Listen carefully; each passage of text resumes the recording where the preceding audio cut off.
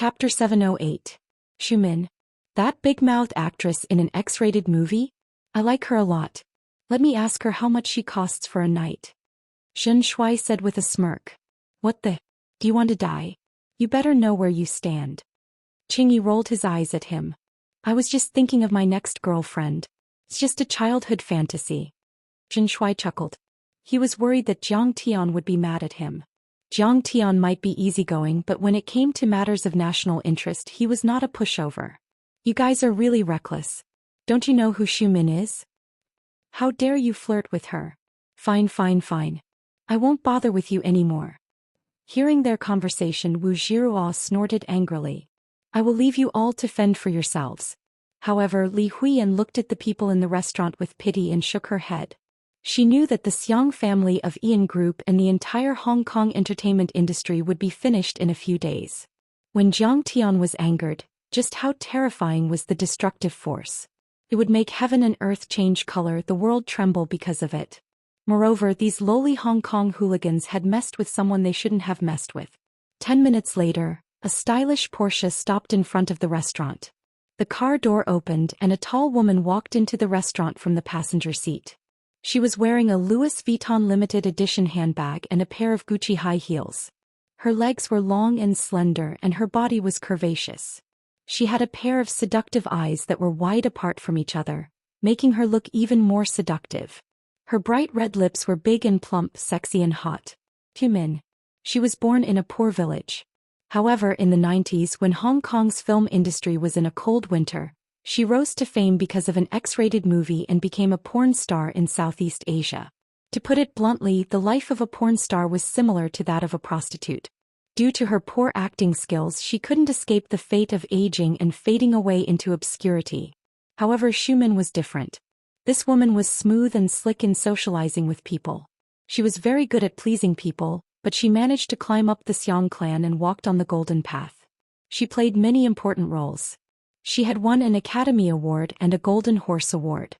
Her salary was high and her influence was great. She was one of the top movie stars in Wuxia and was on par with Li Huiyan. He even appeared on the cover of Time magazine in 2007.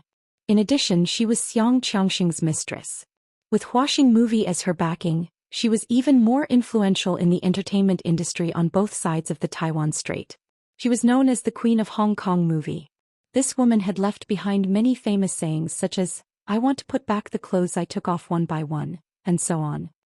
Her disgraceful experience of filming X-rated films in her early years had made her the idol of countless women and an inspirational goddess. Hearing that something had happened to one of her restaurants, Xiumin didn't take it to heart. She now had a few hundred million yuan in assets. In 2010, the domestic film and television market's box office had exploded. The few movies she had acted in had all become explosive hits, and the box office sales had all exceeded a few hundred million yuan. She had earned a lot of money. A small restaurant like this was nothing to her. If she hadn't happened to pass by, she wouldn't have bothered to take a look. Someone from the mainland? Since when did people from the mainland dare to behave atrociously in Hong Kong? However, after hearing the report and seeing that Zhou Yulang had been beaten so badly, Xiumin was a little angry and frowned. Zhou Yulang was her cousin.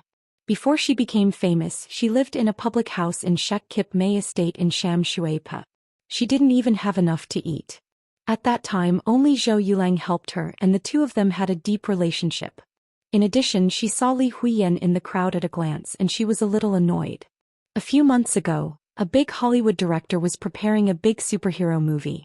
In order to please the Wuxia market, part of the movie was shot in Hong Kong and needed a Chinese actress to act in it.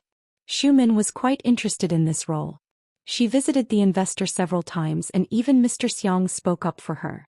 In the end, the Hollywood director chose Li Huiyan, who was far less qualified than her. This made Xiumin hate Li Huiyan to the core. She even hired a water army to smear Li Huiyan's reputation. At this time, seeing that Li Huiyan was present, she couldn't help but think that Li Huiyan might be looking for trouble. Thinking of this, she raised her chin, and the aura of the queen of the entertainment industry erupted. She looked at Li Huiyan proudly and scolded sternly, Li Huiyan, you've gone too far. Bow down and apologize to me now and I'll let you go. Otherwise, I guarantee that you'll stink the entire entertainment industry. Li Huiyan smiled sweetly and said, I think Miss Xu has misunderstood. This matter has nothing to do with me. I'm just attending Mr. Jiang's party. Mr. Jiang has some friction with your hotel. At this time the blonde waiter came to Xu Min and pointed at Jiang Tian to report a few words. Only then did Xu Min look at Jiang Tian, who was sitting at the table. Xu Min was an entertainment star, and in recent years she had been doing well in the mainland. She had connections in all directions. She had slept with almost all the famous rich young masters. No, she knew all of them, but she had no impression of Jiang Tian. He was just a nobody, so he probably didn't have a powerful background. A trace of disdain flashed in Xu Min's eyes. She raised her chin proudly and said, Mr. Jiang, I don't care who you are, but you have hit someone. You have to apologize to the manager of my hotel and pay for it. Jiang Tian didn't even look at her. He was too lazy to talk nonsense. Jiang Chao pointed at Xu Min's nose and said coldly, Who do you think you are talking to? Who do you think you are talking to? Xu Min retorted. She raised her voice by a few decibels and suppressed Jiang Chao's aura. She sneered proudly and said, Do you know what my trump card is? I'm Xianxia's woman. One word from me and you won't walk out of Hong Kong alive. Xianxia? That son of a bitch Xianxia again. Jiang Chao slammed the table and cursed, Who the hell does he think he is? Ask him to come here. I'll break his legs and make sure he can't survive in Hong Kong. Jiang Chao, don't be rude to my idol. Xianxia stepped forward and said to Xu Min, Miss Xu, I'm your loyal fan. When I was young, ever since puberty, I always did that to your movies. Don't worry, I will settle this matter for you.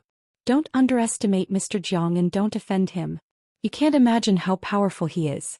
Not to mention Xianxia, even if Superman Li is here, he will need to kowtow 3 times and kowtow 9 times. Jiang Chao wanted to help Xu Min and take the opportunity to sleep with his childhood idol. But to Xu Min it was not a good thing. Superman Li from Hong Kong. He was personally received by the country's leader when he was in China. Who would kowtow to a young lad? This group of mainlanders really didn't know how to brag without a draft. The more she thought about it, the angrier she got. She laughed and said, Who do you think you are? How dare you call Mr. Xiang by his name? Arrogant. You guys are really arrogant. Reckless bumpkin from the mainland. You guys don't know who is ruling Hong Kong. Hong Kong's surname is Xiang? The Xiang family? At this moment, Jiang Tian looked at Xu Min for the first time and asked with a smile full of ridicule. You can think of it that way. Xu Min raised her chin and said proudly. And society had more members than the Hong Kong police and Hong Kong troops. In Xu Min's eyes, Xianxia was even more powerful than chief executive. She was also glad that she got Xianxia drunk more than 10 years ago and successfully climbed into his bed. Otherwise she would not have become a superstar. She lived in a mansion, drove a sports car and was surrounded by bodyguards and assistants. Let me tell you, I didn't ask you to come here because your hotel is blackmailing me. It's not because your hotel is disrespectful to me. Jiang Tian frowned and said lightly, I don't want to talk to you about anything. A trashy actress like you has no right to talk to me. I don't want to bully women. I want to use your big mouth to ask Xianxia to come here. I want to discuss some important issues with him. You are just a bumpkin from China. What right do you have to meet him? Xu Min was getting impatient and said sarcastically, Are you going to apologize or not? If you don't, I promise that I will make you die a horrible death. Slap her. As soon as Jiang Tian's voice fell, Jiang Chao took a big stride forward and slapped Xu Min to the ground. How dare you hit me? Xu Min's face turned pale and her high heels fell off. She was stunned by Jiang Chao's slap. He could not believe it. Everyone in Hong Kong knew that she was Xianxia's woman. Who dared to touch her? The others were also stunned. Their eyeballs almost fell to the ground. This group of mainland people was too rough. They hit people without saying anything. They were too reckless. They even dared to hit Xu Min. Yes, that's right. I hit you. What's so great about you? Why can't I hit you? Jiang Chao commented in a murderous tone. Look, your mouth is like a sausage. If you cut it, you can cook a few dishes. Xu Min was stunned. She felt wronged and wanted to cry. At this time Xianxia stepped forward and pointed at Jiang Chao. Jiang Chao, you are too ungentlemanly. How can you hit people? He helped Xu Min up and said with concern, Miss Xu, are you okay? As long as you stay with me for one night. Although I can't guarantee that Xianxia will be fine, I can guarantee that Mr. Jiang won't do anything to you. Xu Min could not believe it. She pushed Zhou Xian away and backed away. She thought that she had met a good person, but it turned out to be a pervert. Xu Min calmed herself down and said disdainfully, "Who do you think you are? You are a mainland pauper. A toad wants to eat swan meat. I've never seen someone as shameless as you." Zhou Xian was unhappy. His face darkened and he said, "Miss Xu, I am serious about pursuing you. How can you look down on me? I have my heart set on the moon, but the moon shines on the ditch." He shook his head regretfully and said, "I have given you a chance. Unfortunately, you don't know how to cherish it. You will die a horrible death." At this time, boom, 7 to 8 commercial cars suddenly stopped at the door. A series of messy but powerful footsteps sounded. Hundreds of fierce men appeared one after another. They instantly crowded the restaurant that had been cleared. They were wearing black t-shirts and black casual pants. On the t-shirts were 3 shocking words in red calligraphy. "In Club." The hundreds of fierce men were all tall and strong. They had a fierce aura. At first glance, it was obvious that they had been through hundreds of battles and their hands were stained with blood. They were Hong Kong's triads. Chapter 709. Seeing that the reinforcements had arrived, Xu Min was instantly rejuvenated. She sneered and said, "Humph, you guys will die miserably." She looked at Li Huiyan fiercely and said arrogantly, "Li Huiyan, just you wait. I'll strip you naked later." Then she looked at Jiang Tian and the others and said with disdain, "Poor mainland people, now you know who you've offended, right? Are you regretting it now? Are you afraid?" Surrounded by the crowd, a young man who could be considered handsome walked over arrogantly with a face full of arrogance. Fang Qiong, the Prince of Yin Club. Those who did not know him would think that he was a half-famous movie star. But those who knew a little about Hong Kong's underground world knew that he was Xiang Qiangxing's only son and the future successor of Yin Club. Xiang Qiangxing had once asked more than a dozen emperors and queens to play supporting roles for him and spent 300 million to make a movie. Of course, he lost a lot of money. However, he did not care about this small amount of money at all. Most of these movies were used to launder money. It was just a way to make his son famous. At this time, Zhou Yulang also seemed to have been injected with chicken blood. He pointed at Jiang Tian and the others and said to Fang Qiong, "Young Master Xiang, these are the people who beat up Jiezai this morning. Hurry up and kill them. Help me vent my anger." Seeing Fang Qiong coming over, Wu Zhiruo and Sun Jiaro were trembling in fear and their faces were pale. Sun Jiaro shrank like a quail and said in a trembling voice, "Young Master Xiang, we're from Hong Kong. We're just eating here. You don't know these mainland people?" Fang Qiong looked at Wu Zhiruo and said in a calm tone. Sun Jiaro pulled Wu Zhiruo. Wu Zhiruo hesitated for a moment and followed. At this moment she did not have the courage to look at Jiang Tian. Sun Jiaro pretended not to know Jiang Tian. It was understandable.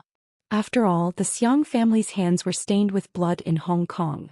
No one dared to provoke them and no one wanted to get into trouble. But Wu Zhiruo was different. The Wu family of Hong Kong and the Jiang Tian family of Jinling had been friends for 3 generations. She had almost married Jiang Tian, and now they were calling each other brother and sister. In the past 2 days, Jiang Tian had saved her father's life. Just yesterday, Jiang Tian had helped her secure a large order from the Li family. Felt like only 1 minute had passed, but it also felt like 10,000 years had passed.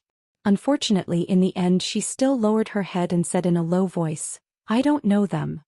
Let's go then." He tilted his head forward, indicating for them to leave. After the 2 girls left, more than 100 people surrounded Jiang Tian and the others so tightly that not even a drop of water could trickle through. If an ordinary person were to encounter such a situation, they would have already been scared to the point that their faces would have changed greatly and they would be trembling. They could either run away or call the police for help. However, not to mention Jiang Tian, even Jiang Chao and Zhou Xian didn't show any fear. They even felt like laughing. Originally he thought that the bodyguard team of Su Shiji, the son of the richest man in Wuxia, Su Tianyun, was nothing much. Now, compared to this group of cowards, the bodyguard team formed by Su Shiji's retired soldiers was much stronger. Jiang Chao could take care of them all by himself. "I heard that you're looking for my father. I'll talk to him for him." Xianxia smiled faintly, held a cigarette in his mouth in a very Hong Kong manner, and casually sat opposite Zhang Tian. This guy's looks are not good. No wonder his movie lost so much money. Zhen Shuai shook his head. Do you know the rules?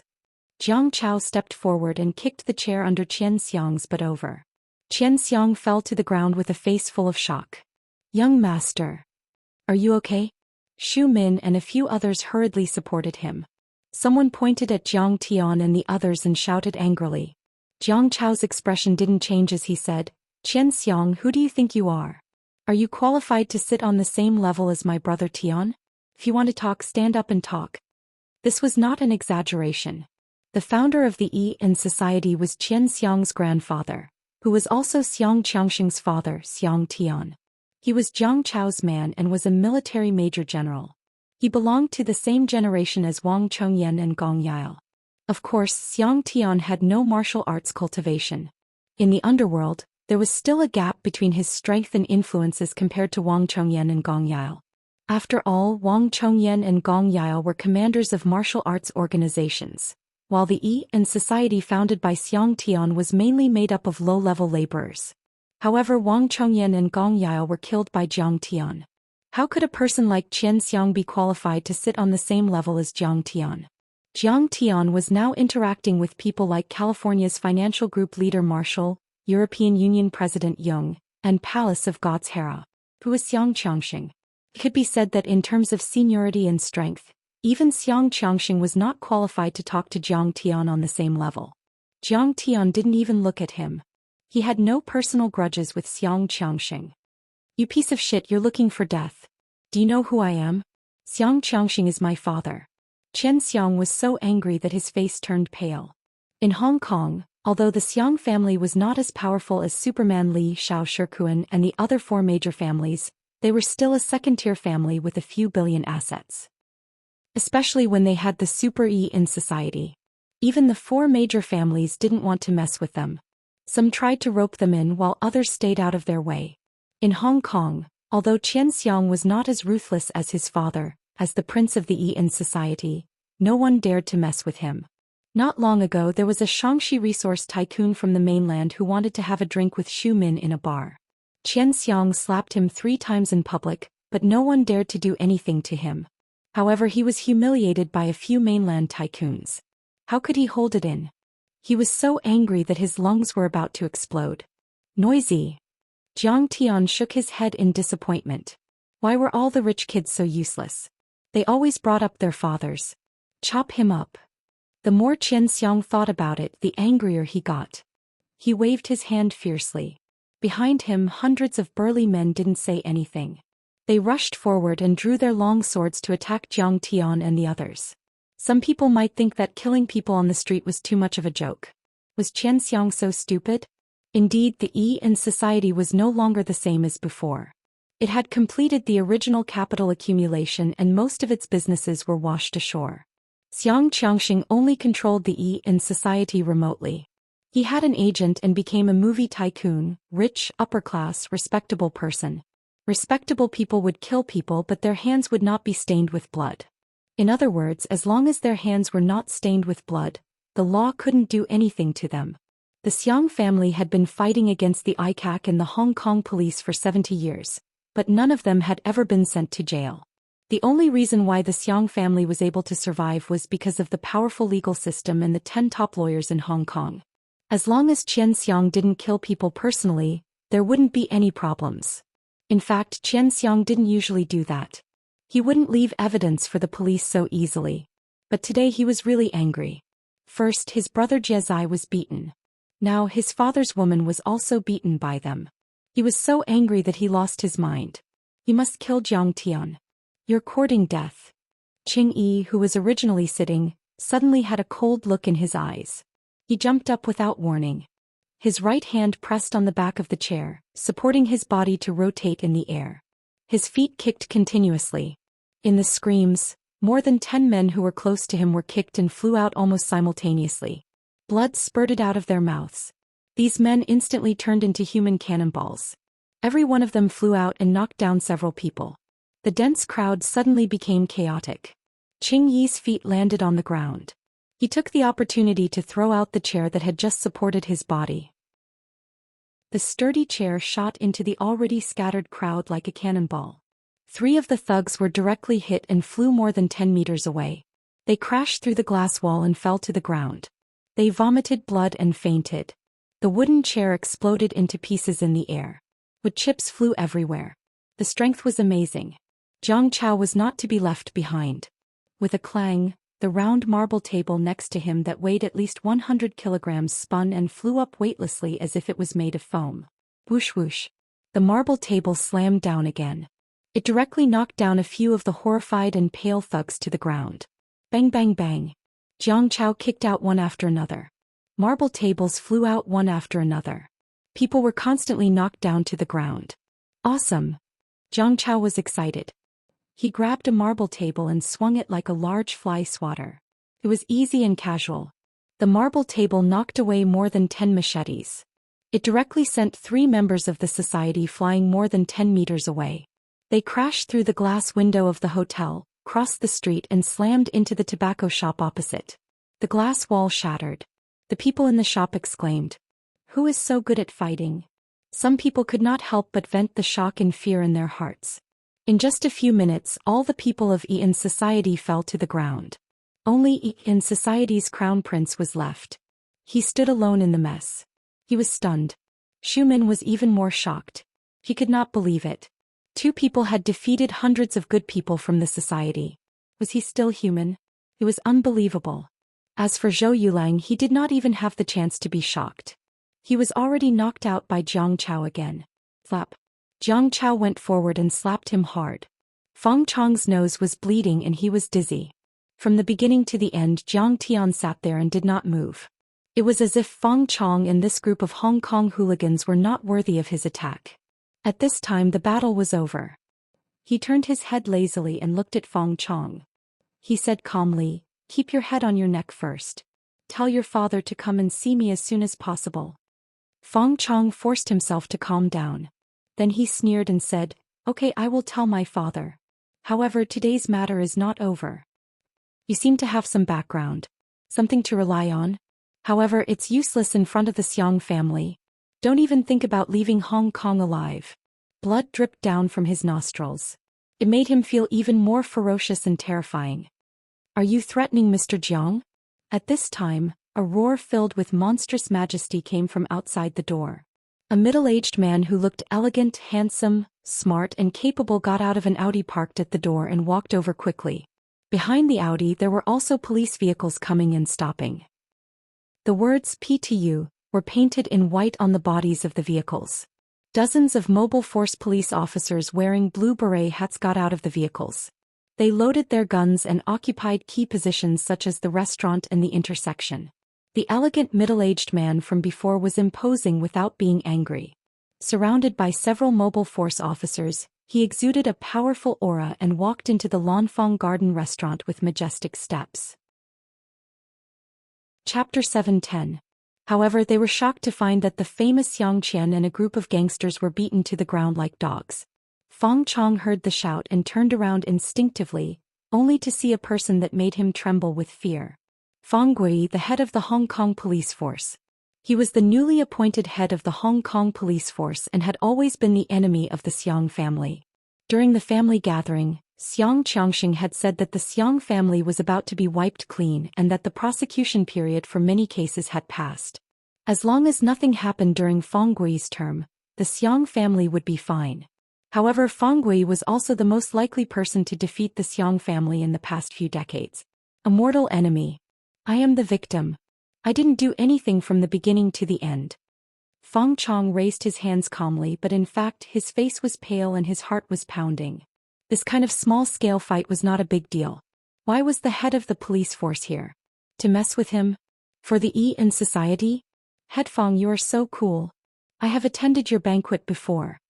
Lu Yiding had met Head Feng before. However, Head Feng didn't remember her. He only nodded slightly, which made Lu Yiding very happy. "Head Feng, I didn't expect you to be here for such a small matter. It's just a financial dispute." Xu Min hurriedly greeted him, squeezing out a flattering smile, her face full of joy. Fang Gui was the head of the Hong Kong police force.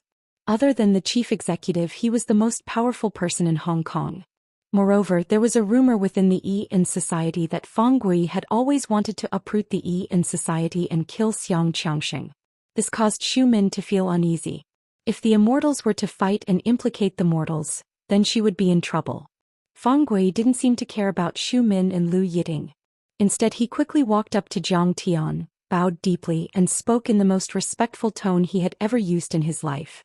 Mr. Jiang, we were too late. Please don't be angry. I will deal with this matter seriously. His voice was trembling. He was scared to death. He also hated the Xiang family. He didn't know anything about this mysterious Master Kong. However, he knew that Zhang Tian had defeated the entire police force in Singapore, slaughtering the Chinese society and the richest family in Singapore. What if Zhang Tian went on a killing spree in Hong Kong and exterminated the Xiang family? Not only would it be difficult for the Hong Kong police to explain to the public and the media, it would also cause a riot among the tens of thousands of people in Yi society. The Xiang clan was really blind. Previously, he had asked people to remind them to be more peaceful, but they still did something like this. Zhang Tian was too lazy to speak, nor did he express anything. Fang Gui continued to bow deeply. Seeing this scene, Fang Chong was shocked and the muscles at the corner of his eyes twitched. Who could make Fang Gui lower his head? A red-walled prince from the mainland? The illegitimate son of some big shot in the central government? Or, Xu Min was also scared out of her wits. A thought appeared in her mind. It was over. Something big had happened today. But it wasn't over yet. I heard that someone wants to bully Mr. Jiang. What a joke. At this time, a tall woman with blonde hair and blue eyes walked in. The woman's clothes were revealing a large part of her snow-white chest. However, she didn't look like a prostitute at all. Instead, she gave off an oppressive aura like a queen. As soon as she arrived, she immediately suppressed Xu Min's aura. In front of her, Xu Min was like a dog's tail flower next to a rich peony, not worth mentioning. Even Li Huiyan's aura was deeply suppressed. Paris Hilton. Seeing this, Xu Min's heart skipped a beat. He couldn't believe it. Paris was an international socialite and a fashionista, but her level was much higher than Xu Min's. For example, in every Paris fashion show, Paris would be the first and second to walk the red carpet, while Xu Min could only rub the red carpet on the periphery. Previously, Su Shiji had jokingly called her the carpet star. Luxury brands like Gucci, Hermes, Armani, Prada, and other luxury brands wouldn't normally hire female celebrities as their spokespeople. That was because in the eyes of the real rich and aristocrats, female celebrities were just playthings. Their endorsement would damage the brand's value. For example, when Louis Vuitton hired movie stars to endorse their products, they were rejected and abandoned by their users. Royal family members and real socialites were their ideal spokespeople. If they couldn't get them, they would settle for the next best thing. For example, in order to get a few spokespeople for luxury cosmetics, Xu Min had to fight with other celebrities and hire internet water army to slander her. But Paris could easily get these spokespeople. It could even be said that if these brands begged her to endorse them, she might not even accept. It depended on her mood. The wealth of the Hilton family, not to mention Xu Min, even the Xiang family couldn't compare. It was like a chicken meeting a phoenix. A shocking scene appeared. Paris and a bookish girl bowed respectfully to Zhang Tian, then stood behind Zhang Tian like a maid. Thump. Xu Min's heart sank. She knew that things were not going well. To be able to make both the chief of police and Paris so respectful, this person's identity was simply too big. Mr. Jiang, I think that everything that happened today was a misunderstanding. I apologize to you. I hope you. Xu Min was born at the bottom and had been in the entertainment industry for many years. After realizing that Zhang Tian wasn't someone to be trifled with, she immediately put on a happy face and softly apologized. At this time, Zhang Tian looked up at Fang Gui and said, "Director Fang, I suspect that this company is involved in counterfeiting." As for Xu Min, he didn't even bother to look at her. Fang Gui dared to straighten up and promised with a smile, "Mr. Jiang, I will deal with it seriously." Xu Min hurriedly explained, "Director Fang, I have always been operating legally, please believe me." Zhang Tian said lightly, "In the underground wine cellar, there are more than 1,000 bottles of 73 Cabernet Sauvignon from Liua wine cellar. This kind of Cabernet Sauvignon costs more than 500,000 Hong Kong dollars per bottle. The total amount of counterfeiting is more than 500 million Hong Kong dollars. Is this a major case of counterfeiting? Several police officers rushed to the basement and used a hammer to force open the door of the wine cellar. Seeing this, Xu Min was so scared that her legs went soft, her head was buzzing and cold sweat came out like a small stream. These Cabernet Sauvignon from Liyue wine cellar were indeed fake wine. Some were used to blackmail mainlanders and some were sold to the mainland tycoons who wanted to make friends with her. She was a popular female star on both sides of the Taiwan Strait. Those tycoons would never think that she would sell fake wine. So, over the years, whether it was blackmailing ordinary tourists or selling, Xu Min had been doing it very smoothly. But she didn't expect that this time she would hit the gun muzzle. These wines are all real. They are valuable, you can't damage them. Xu Min decided to be tough and fight to the death. Whether she stretched her neck or retracted her neck, she would still have a chance to live. She pointed at Jiang Tian and threatened, "In addition, you'd better quit while you're ahead or I'll sue you for slander." "Really? You said that these wines are all real?" At this time, the refined girl next to Iris picked up a bottle of Cabernet Sauvignon and said coldly, "The packaging is very lifelike, almost authentic." But Liyue wine cellar produced a total of 200 bottles of 73 Cabernet Sauvignon, and there are less than 50 bottles in the world. Even if you bought all of them, how do you explain the extra 900 bottles? Who are you?"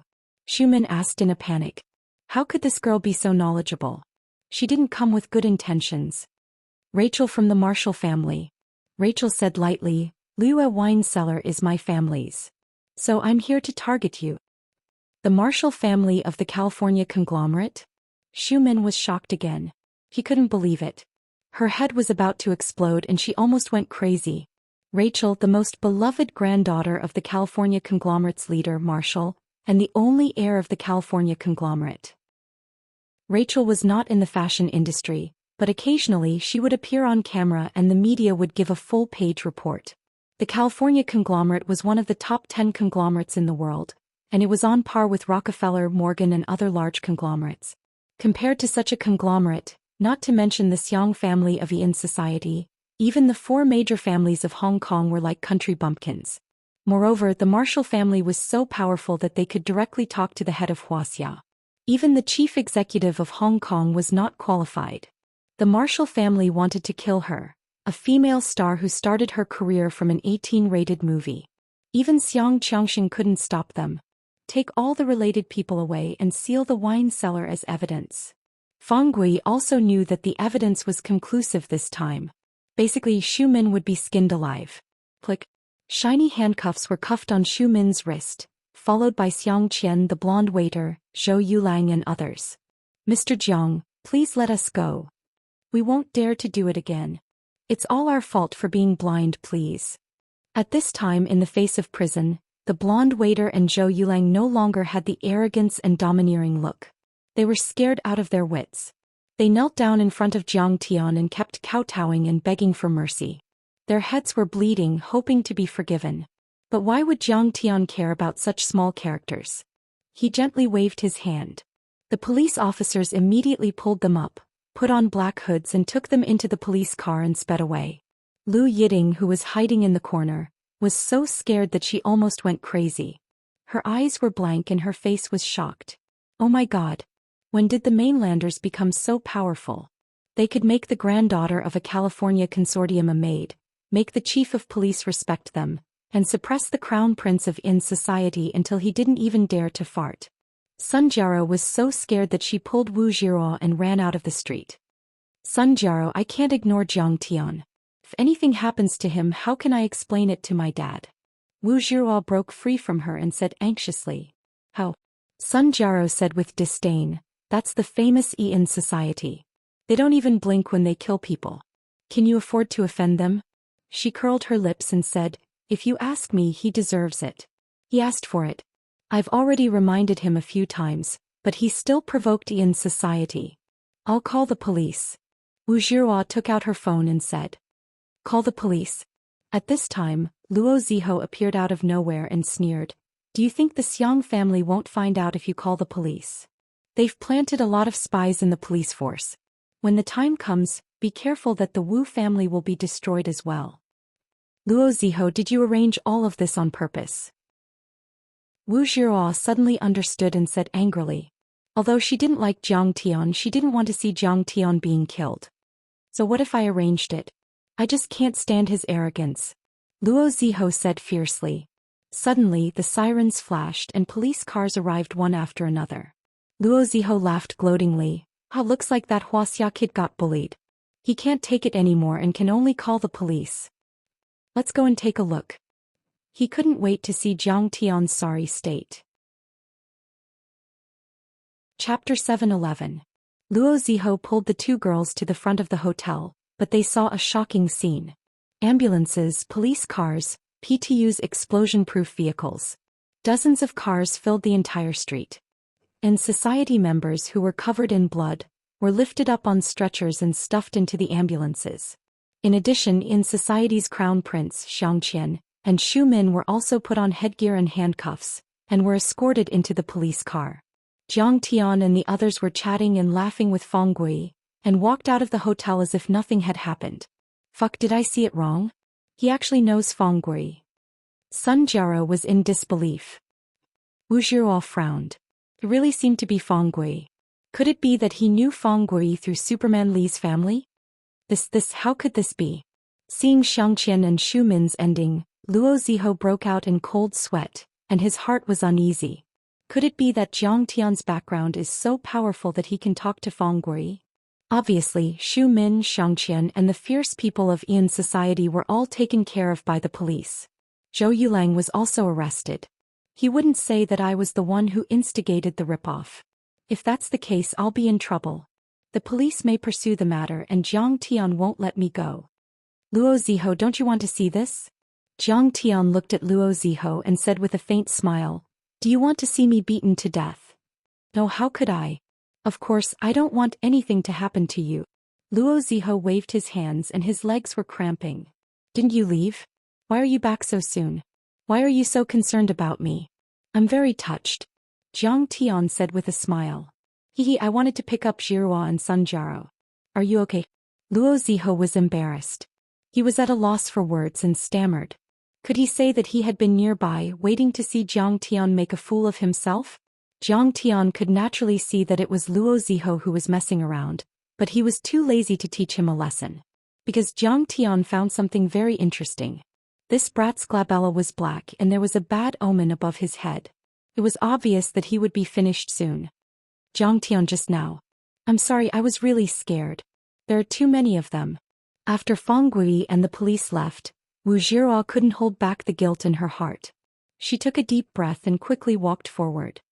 Hey, it's human nature. Jiang Tian didn't have the slightest good impression of Wu Zhiruo at this time, but for Wu Buxiong's sake he was too lazy to scold her. Oh right, in a few days, remember to bring me to the Lantern Festival charity banquet. Wu Zhiruo hesitated for a moment and said. Right now Jiang Tian only had this bit of value to her. Sun Jiao also heard about this matter. She came over and hugged Jiang Tian's arm. She revealed a cute smile and said, Brother Jiang Tian, take me with you. You didn't have to put in much effort anyway. Her skin was as white as snow and her features were picturesque. She had willowy eyebrows, cherry lips and two snow-white slender legs under her hot pants. There was a trace of laziness between her eyebrows. Her temperament was pure and charming. Every frown and smile was peerless and could arouse people's desire. At this time her full and bouncy chest was rubbing against Jiang Tian's back. Any man couldn't stand it and it made Luo Ziho jealous. Take your mother. But Jiang Tian suddenly sneered and his eyes were cold. Sun Jiao was stunned. Slap. Jiang Tian gave her a big slap in the face, not holding back at all as he slapped her on the tender and delicate face. Sun Jiao's delicate body was slapped askew, and a few clear red finger marks appeared on her crystal-clear face. Jiang Tian, why did you hit me? She was stunned and covered her swollen pink face. She felt wronged and tears were glittering in her eyes. Jiang Tian, how can you hit people? Yeah. Sun Jiao has always treated you as a friend. How can you hit a girl? You're too ungentlemanly. Wu Zhiruo and Luo Ziho were stunned and then they shouted angrily. Friend? What kind of friend is she? Jiang Tian said disdainfully, full of mockery. You've been whispering behind my back, insulting me and the veterans. Do you think I didn't hear you? Jiang Tian narrowed his eyes and pointed at Sun Jiao's nose and scolded. But the veterans were there just now. I was afraid that I would ruin their mood, so I didn't hit you. Do you really think I, Jiang Tian, am a fool? Jiang Tian was angry. How domineering was Jiang Tian? The surrounding temperature suddenly dropped and a monstrous pressure fell from the sky. Sun Jiao trembled in fear and stepped back. Her pretty face was as white as paper. Jiang Tian was not done yet. He said coldly, you can insult me. I, Jiang Tian, am not a great person. But what right do you have to insult those veterans who shed blood for the motherland? This slap is for those veterans. If you dare to do this again, I'll skin you alive. After saying that, he walked away. Jiang Tian, you dare to hit me. I won't let you off. Sun Jiao was stunned for a long time. Suddenly, she waved her hands and shouted at Jiang Tian's back with tears in her eyes. That's too much. The mainlanders are too boorish. They're so arrogant. How dare they? Luo Ziho complained softly. Forget it, Jiao. For my sake, don't blame him. He's a mad dog. Can you lower yourself to his level? Besides, he knows Fenggui. What can you do? Wu Zhihua hugged Sun Jiao and patted her shoulder. She gently persuaded her, coaxing and scaring her. How could Fenggui know him? He's just lucky today. Luo Ziho looked at Wu Zhihua with jealousy and hatred. He looked at Wu Zhihua and said, it must be because he in society made such a big commotion that it alarmed Fenggui. Fenggui is an official after all. Out of work, he comforted the victim. In short, he's a loser. Sun Jiao's eyes were filled with tears. Her face was full of resentment. She gritted her teeth and said, no matter what, I won't let him off. I'll make him regret this slap. Does he really think I'm easy to bully? I'll agree to that person's pursuit this time. I'll ask him to help me kill Jiang Tian. Whose pursuit did you agree to? Wu Zhihua asked curiously. Sun Jiao didn't say anything. She just sneered. Her eyes were scary, as if she had changed into another person. It can't be him, right? Jiao, let Jiang Tian off. Wu Zhihua's heart skipped a beat. Her face turned pale. That person was not someone Jiang Tian could afford to offend. He was definitely 10 times scarier than before. That night at Peninsula Hotel, a few men and women appeared in front of Jiang Tian's room. The leader of the group was an old man in a suit. He was slightly bald and wore a pair of black-rimmed glasses. He was the richest man in Hong Kong, Superman Lee. The other person was wearing a dark suit with a white shirt. His hair was neat and tidy. He was dressed like a civil servant. He was the Hong Kong Police Commissioner, Fenggui. There was also a young couple, Li Zhikai and Fang Minxia. They followed closely behind. Li Zhikai knocked on the door.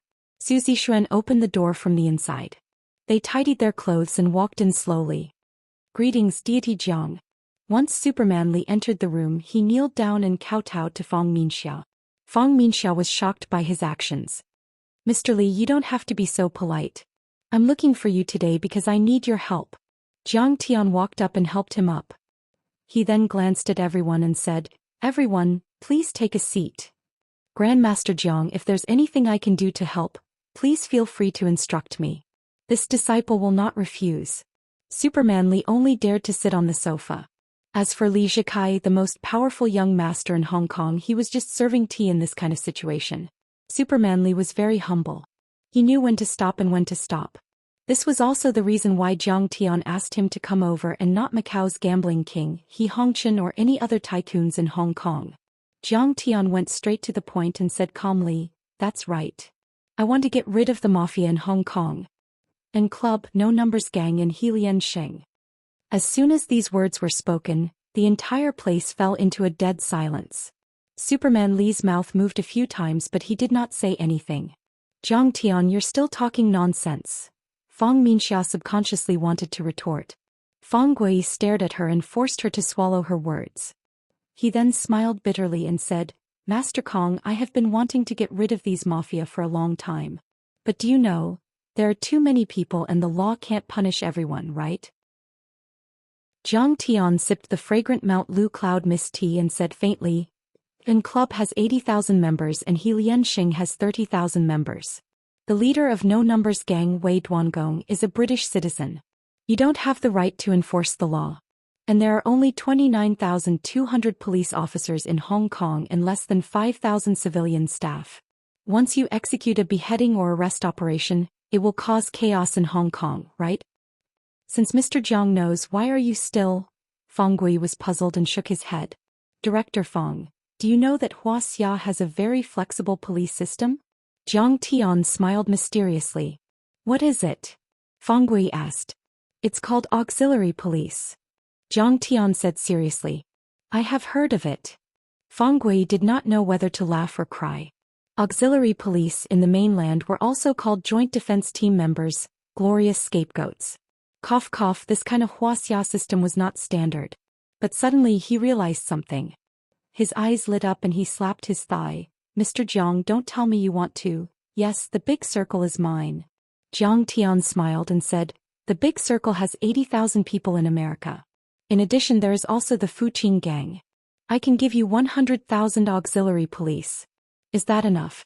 At this time, Li Zhikai subconsciously trembled and did not even notice that the tea had splashed on his hand. Fang Gui's face also revealed an inexplicable smile. Li Zhikai was once kidnapped by Zhang Ziqiang, the thief of the century, and Zhang Ziqiang was a member of the Big Circle. In addition, there was also the king of thieves Yi Jihuan. In 1984 and 1991, he robbed many gold shops in Tsim Sha Tsui and many gold watch shops in Central with an AK-47. His actions were swift and his shooting was accurate. Moreover, he was caught on camera and shocked the entire Hong Kong. With this as a backboard, many movies were made in Hong Kong. In addition, there was also Ji Bingxiong, codenamed Businessman, who met Yi Jihuan in prison in 1984. After he was released from prison, he bought a lot of firearms and fought with the Hong Kong police for many years. The Big Circle, who once killed many people in Hong Kong and made the Hong Kong police embarrassed, was now cooperating with the Hong Kong police to crack down on illegal gangs. This sounded like a fantasy story. Was it possible? Chapter 7:12. When Ji Bingxiong was escorted to the magistrate's court in 2003, the Hong Kong police had deployed more than 100 officers, 20 traffic police officers and assault team members. In addition, there were about 40 organized crime and triad investigation department agents on standby. It could be said that the Great Circle had left a deep psychological shadow on the Hong Kong police. It was a nightmare. They called it the provincial flag soldier with mixed feelings. In short, the Great Circle was much more terrifying than the local gangs like Ian Society. Now that the Great Circle had entered Hong Kong, would it attract the tiger and the wolf? Jiang Tian, so you're the boss of the gang. You're not a good person. Fang Minxia rolled her eyes at Jiang Tian and said coquettishly, don't be disrespectful to Mr. Jiang. Mr. Jiang's identity is not something you can guess. Fang Gui glared at her fiercely and said seriously, the Great Circle didn't have a good reputation, but now under Mr. Jiang's leadership, they have become a legal gang that protects the interests of the world's Chinese. They don't steal, rob, sell drugs, or deal in arms. It's the world's largest Chinese mutual aid organization. Jiang Tian smiled faintly and said, if Director Fang agrees, I'll let the Great Circle and fucking gang be your auxiliary police force to remove this tumor that has been entrenched in Hong Kong for decades. I've done a simple investigation. Xianxia didn't appear in person, so the police can't form a complete chain of evidence. That's right. Mr. Jiang's eyes are truly as sharp as a torch, as clear as fire. Fang Gui slapped his thigh and said, his agents are hiding in the United States, hiding their names. We can't even find them, let alone capture and extradite them. The Great Circle is over there. Give the information to my people, and I promise to help you find them in an hour. Jiang Tian waved his hand generously and said, there's no need to pay the Great Circle. They have hundreds of billions of dollars in assets, so they don't need this money. Just take it as getting rid of a pest for the people and paying back an old debt in Hong Kong. As for Wei Duangong's British nationality, it's not a problem. The British MI6 is very afraid of me now. If I want them to get rid of Wei Duangong, it's just a matter of a word. Fang Gui's thin and elegant face was very solemn. He pondered for a full minute, then stood up, bowed again and said seriously and sincerely, Mr. Jiang, first of all, I must express my sincere gratitude to you. But this is a serious matter and I'm afraid I can't make the decision. I'll give you an answer after meeting the chief executive and the director of the security bureau tonight. Maybe Director Fong is worried that these auxiliary police officers will stay in Hong Kong and form a new evil force. Jiang Tian nodded. I promise I won't. They are now in America in Sydney. They have a better life. He then turned to Li Chao and said, Mr. Li, don't you have the Lantern Festival charity banquet? When the time comes, you can invite Wei Duangong, Xianxia, and the others to attend. Over the years, the three organizations have supported the island independence, fooled and manipulated the middle and lower classes, and incited the emotions of the people, which seriously affected the security of the society and the economic development. Superman Li put on a serious face and promised without hesitation. If Director Fong has no problem with this, the old man will definitely cooperate with you. Alright, it's just a small matter. You guys can go first. Jiang Tian smiled and asked them to leave. In Fong Minxia's eyes, Jiang Tian's effortless manner was a little unfathomable. Will this work? Why does it look like he is fooling around? Good night, Mr. Jiang. Rest early. They quickly got up and left. That night, in the wee hours of the morning, Jiang Tian, who was meditating, received a message from Fong Gui. This is a good idea. On behalf of the Hong Kong Police Force, the Security Bureau, the Special Administrative Region Government and the 7.3 million people of Hong Kong, thank you, Mr. Jiang. You're welcome. We are fighting for the same goal. We all want our country to be more prosperous and the world to be a better place. Jiang Tian replied to the message and then called Sasaki Kaisha. De Huan and Fu Qing gang must be bored out of their minds. Come to Hong Kong and help me fight a gang fight. 3 o'clock the next afternoon. Sasaki Kaisha, Qin Yang, Song Jigang, and Su Yi got out of a bulletproof police car and walked into the building of the Security Bureau. Welcome, my friends from afar. Fong Gui and a group of Hong Kong officials in suits and leather shoes greeted them and shook hands with them. The greeting staff was higher than they expected. The head of the Security Bureau was the director of the Security Bureau. In the next few days, according to insiders, the Immigration Department of Hong Kong didn't sleep for days. The 30,000 members of the De Huan, who ranked second in the world and could fight with the Italian Mafia and the Russian Tomahawk, as well as the 10,000 members of the Fu Qing gang, sneaked into Hong Kong with passports from different countries. Although Xu Min and Xianxia were arrested for the fake Lan Fongyuan and the gang fight, they were bailed out and freed on the same day. And society was powerful and had many henchmen. Their henchmen immediately pleaded guilty to the charges of fake Lan Fongyuan and intentional injury. Coupled with their powerful legal team, the two of them would be able to get away with it. The Security Bureau and the police force's strategy to deal with the in society was to relax on the outside and tighten on the inside. There was no need to arrest them and alert the enemy. Fong Gui even went to the Xiang family to apologize. After all, they were just ants. Xianxia was the most important target of the Hong Kong police. Repulse Bay was filled with luxurious mansions. Countless Hong Kong people dreamed of becoming the owner of one of these luxurious mansions. Because almost every owner of a mansion here was a top figure in Hong Kong. They were either rich or powerful. They were the real celebrities in Hong Kong, the real privileged class. The Xiang family's mansion was in Repulse Bay. It covered a large area and the crooked tree in front of the door was very unique. It grew like a greeting pine between the cliffs of the Yellow Mountains. The lush branches and leaves covered the door of 2 cars driving side by side, as if it represented the owner welcoming the guests. It had a deep meaning. After entering the mansion, there was a large garden. This garden was familiar to those who had never been to Hong Kong and had never seen Boss Xiang's luxurious mansion. Every year, Huaxing Film and Television would celebrate Boss Xiang's birthday in the garden.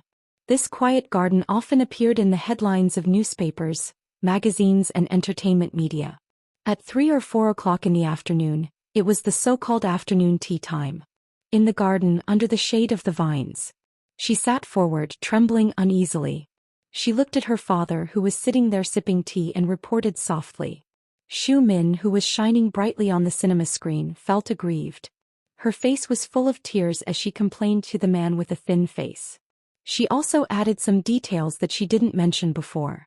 This man, a man who had appeared on the screen many times as a supporting role for superstars such as Brother Fa and Andy. a man who had invested in many classic Hong Kong movies in the past 20 years. Even though he was old, most of the people in the 80s and even some in the 90s, when they saw this man's face, the first thing they thought of was a cool guy called Dragon Fifth in several classic Hong Kong movies. He also had another identity, the head of the Xiang family. The Xiang family was not as wealthy as the four new families in Hong Kong. In terms of political influence, they were not as influential as the four old families in Hong Kong. They did not have 100 years of heritage, nor did they have a red hat bestowed by the tycoons, let alone a large number of talents and international professional management. But this family, which was lacking in wealth and power, was able to make the entire Hong Kong tremble in fear. It originated from another name of the Xiang family, the Dragon Head family of Xianxia. In the underground world of Hong Kong, Macau and Taiwan, a dragon head symbolized supreme power. Sitting next to Mr. Xiang was Mr. Xiang, who was known for his bold and outspoken words in the media. Mr. Xiang Zhonglun was often interviewed by the media with Xianxia. The couple showed off their love and repeatedly praised Xianxia for being faithful and valuing his family. In fact, this was all nonsense. It was just for publicity purposes. In Hong Kong, a big shot in the entertainment industry like Xianxia, who didn't have 3 wives and 4 concubines at the same table, and he even had a few small celebrities behind his back. He knows Paris Hilton. Rachel Marshall doesn't mean anything. After listening to his son and Xu Min's report, Mr. Xiang calmly sipped his tea and pondered for a moment. He shook his head and said, "Is he the nephew of Zhang Zhonghua in Yanjing? The Hilton and Marshall families are all connected to the rich and powerful in Yanjing. It's not surprising that they would stand up for him because of the Zhang family. The key is Xu Min's wine cellar. It involves the interests of the Marshall family. Rachel will definitely stand up for her family's interests. But we can't tell how much influence that Jiang guy has over the Marshall family. I've done my research. Zhang's biggest trump card should be the Zhang family in Yanjing. Fang Gui standing up for him can also prove this point." Xianxing's voice was mellow and he had an extraordinary temperament. He was not flustered in the face of danger. But Xianxing frowned and looked at Xu Min. His voice was deep, but it had a dignified tone. Xu Min's beautiful face turned pale with fright, and her delicate body trembled violently.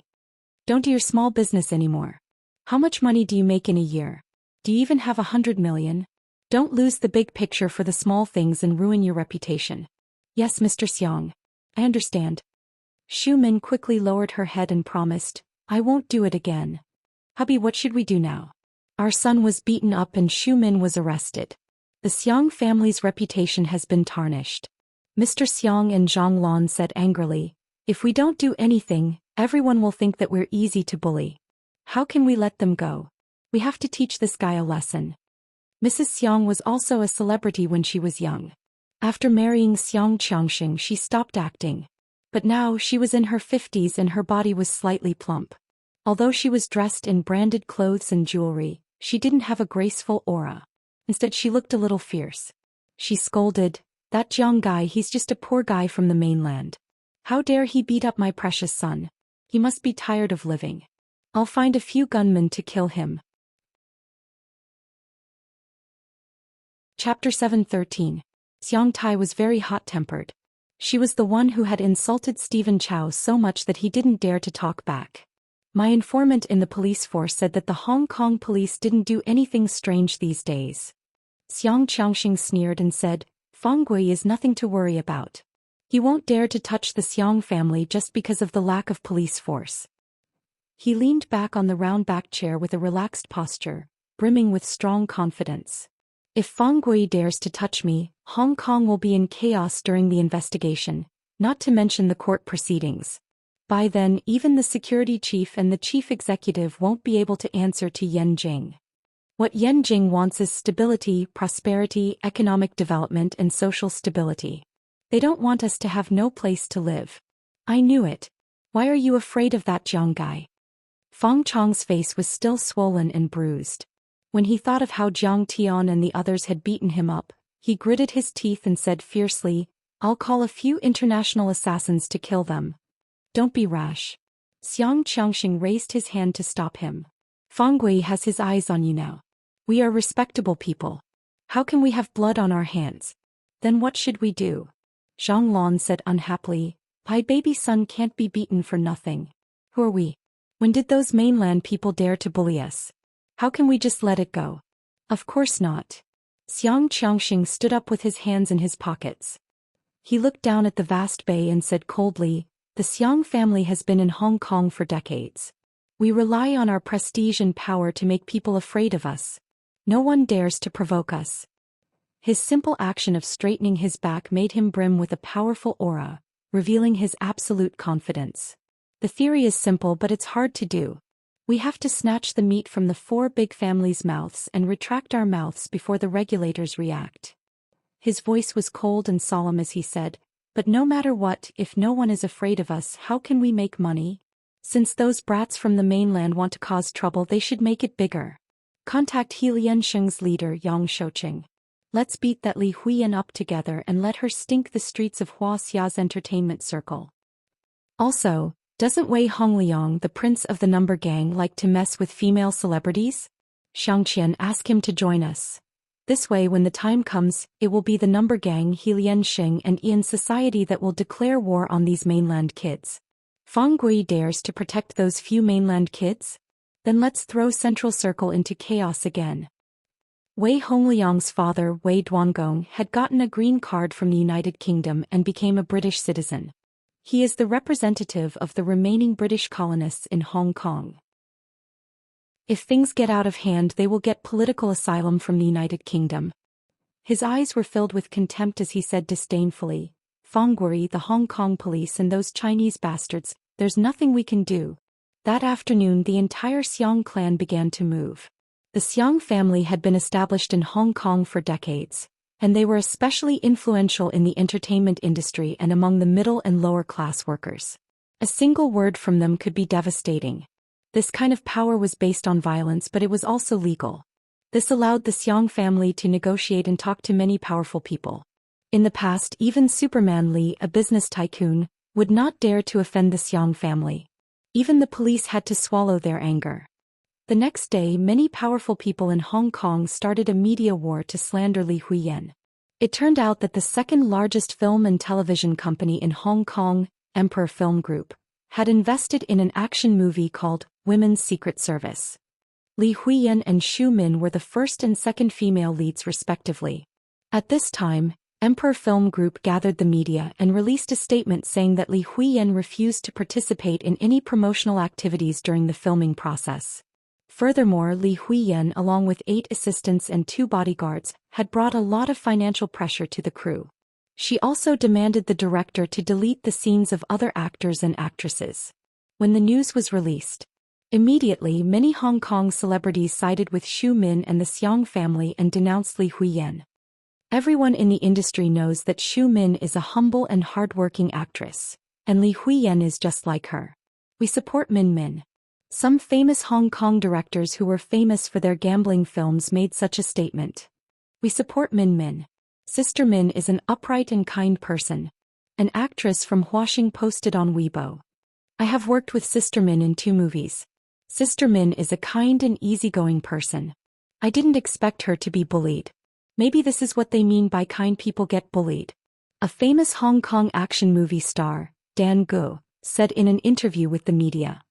When I was still an extra, Sister Min was already the top actress. But Sister Min never looked down on me. She was very concerned about me and encouraged me. She said, although you are not famous now, you have your own style. You have to work hard. Without Sister Min's encouragement, I would not have persevered until now. I didn't expect that someone would bully and hurt such a kind person like Sister Min. Some female celebrities from Hong Kong cried for Xu Min in front of the cameras. The film and television industry in China is backward and has not formed a more scientific system of directors and producers. They only listen to celebrities. A famous film critic spoke with certainty in the media. A celebrity like Li Huiyan is a big deal. It is not a big deal for her to affect a movie. What is worse is that if her evil deeds are not stopped, it will cause the film and television industry to regress.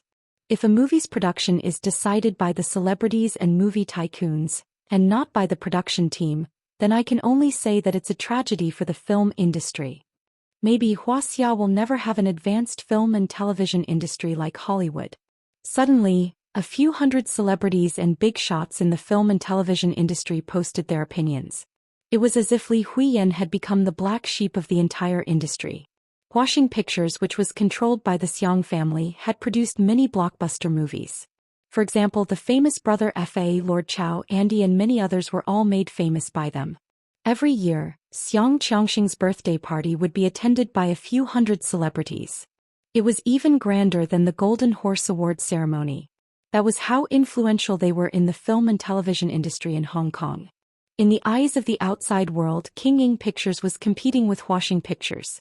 But that was not the case at all. In fact, King Ing Pictures and Huaxing Pictures had been working together to monopolize the film and television industry in Hong Kong. That was because the boss of King Ing Pictures, Yang Shouqing, was one of the leaders of the third largest secret society in Hong Kong. To put it bluntly, he was Xianxia's little brother. They had worked together to control Hong Kong's underground world. Yang Shouqing controlled the entire cast of Women's Secret Service Squad, so he could defame Li Huiyan easily. Together, he and Xianxia could control the entire film and television industry in Hong Kong. Together they could bully Li Huiyan. However, the public did not know what was going on. Many people followed their idols blindly. Soon, tens of thousands of people were scolding Li Huiyan on Weibo. Other than that, Xu Min and the Xiang family had also hired a lot of internet water army to hype up the incident and make it the headlines of all major media outlets. Some of Xu Min's extreme supporters even went to Li Huiyan's address in China. They placed wreaths, lit candles, played sad music and even splashed ink on Li Huiyan's house. When Li Huiyan's mother went out to buy groceries, she was knocked down by Xu Min's fans and was sent to the hospital with a broken leg. But in the hospital there were still fans blocking and swearing.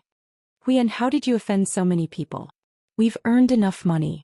Don't make movies. You must pay attention to safety. Li's father is also a working class. Li Huiyan's development has been smooth in recent years. He never thought that such a situation would happen. He was frightened and called Li Huiyan with a crying voice. Li Huiyan is a low-key person and has few friends in the circle. Except for Tang Yuyu and other little flowers in the same company who speak for her, there are few supporters. Huiyan's bodyguards and followers are all at their own expense. How can it cause any economic pressure? Zhao Chenzi clarified like this. But immediately there was a wave of water army and the speech was drowned out. But some netizens are very smart. They realize that this should be an organized and premeditated activity of splashing dirty water. Hong Kong stars join hands to deal with domestic stars and bully people. Is your Xu Min a good thing? His face is covered with the liquid of thousands of spectators. Jiang Chao is also a big V on Weibo. In his anger, he dug up the black material of Xu Min's early shooting of restricted films. He also posted Xu Min's 5 o'clock photos and showed his might in the street under her Weibo. Xu Min was greatly agitated. After posting, "What you say is not what you think in your heart and what you do is not what you think in your heart, bye-bye," she deleted all her Weibo posts and deleted her account at the same time. She also went to the park to meet friends and was accidentally photographed by the media to cry and weep and look haggard. It is the feeling of grievance and sadness to the extreme, and it also wins the support and sympathy of fans. Min, don't cry. We will vent our anger for you. Curse Li Huiyan to death. Look for her black material. That is, scold her to death. Dare to bully our sister Min. Boycott all of Li Huiyan's works. Li Huiyan is a tyrant, a black sheep of the entertainment circle. The fans were heartbroken. Their fighting spirit was surging and crazy, and they wantonly attacked Li Huiyan. At this time, a few Chinese directors and artists who had worked with Xu Min or had a good relationship with the Xiang family and Huaxing Film all supported Xu Min. They even posted their own nude photos. Freedom of the body, no crime and nudity. Li Huiyan, do you have any shame? You actually hired an internet water army to scold people. You don't have many fans. Back and forth, there are only a few newly registered internet water army. I really pity you. Many Chinese celebrities also stood on Xu Min's side and scolded Li Huiyan for their own interests. Feng Xiaopao, one of the top directors in China who was famous for his New Year movie, scolded Jiang Chao and the Chinese netizens who supported Li Huiyan. Calling you beasts is an insult to the word beasts. He even tagged Jiang Chao. Feng Xiaopao continued to scold Jiang Chao and other Li Huiyan's allies who were loyal to protect Xu Min. The netizens jokingly called him Protector Xu Bao. The scolding war lasted for 3 days and it was getting more and more intense.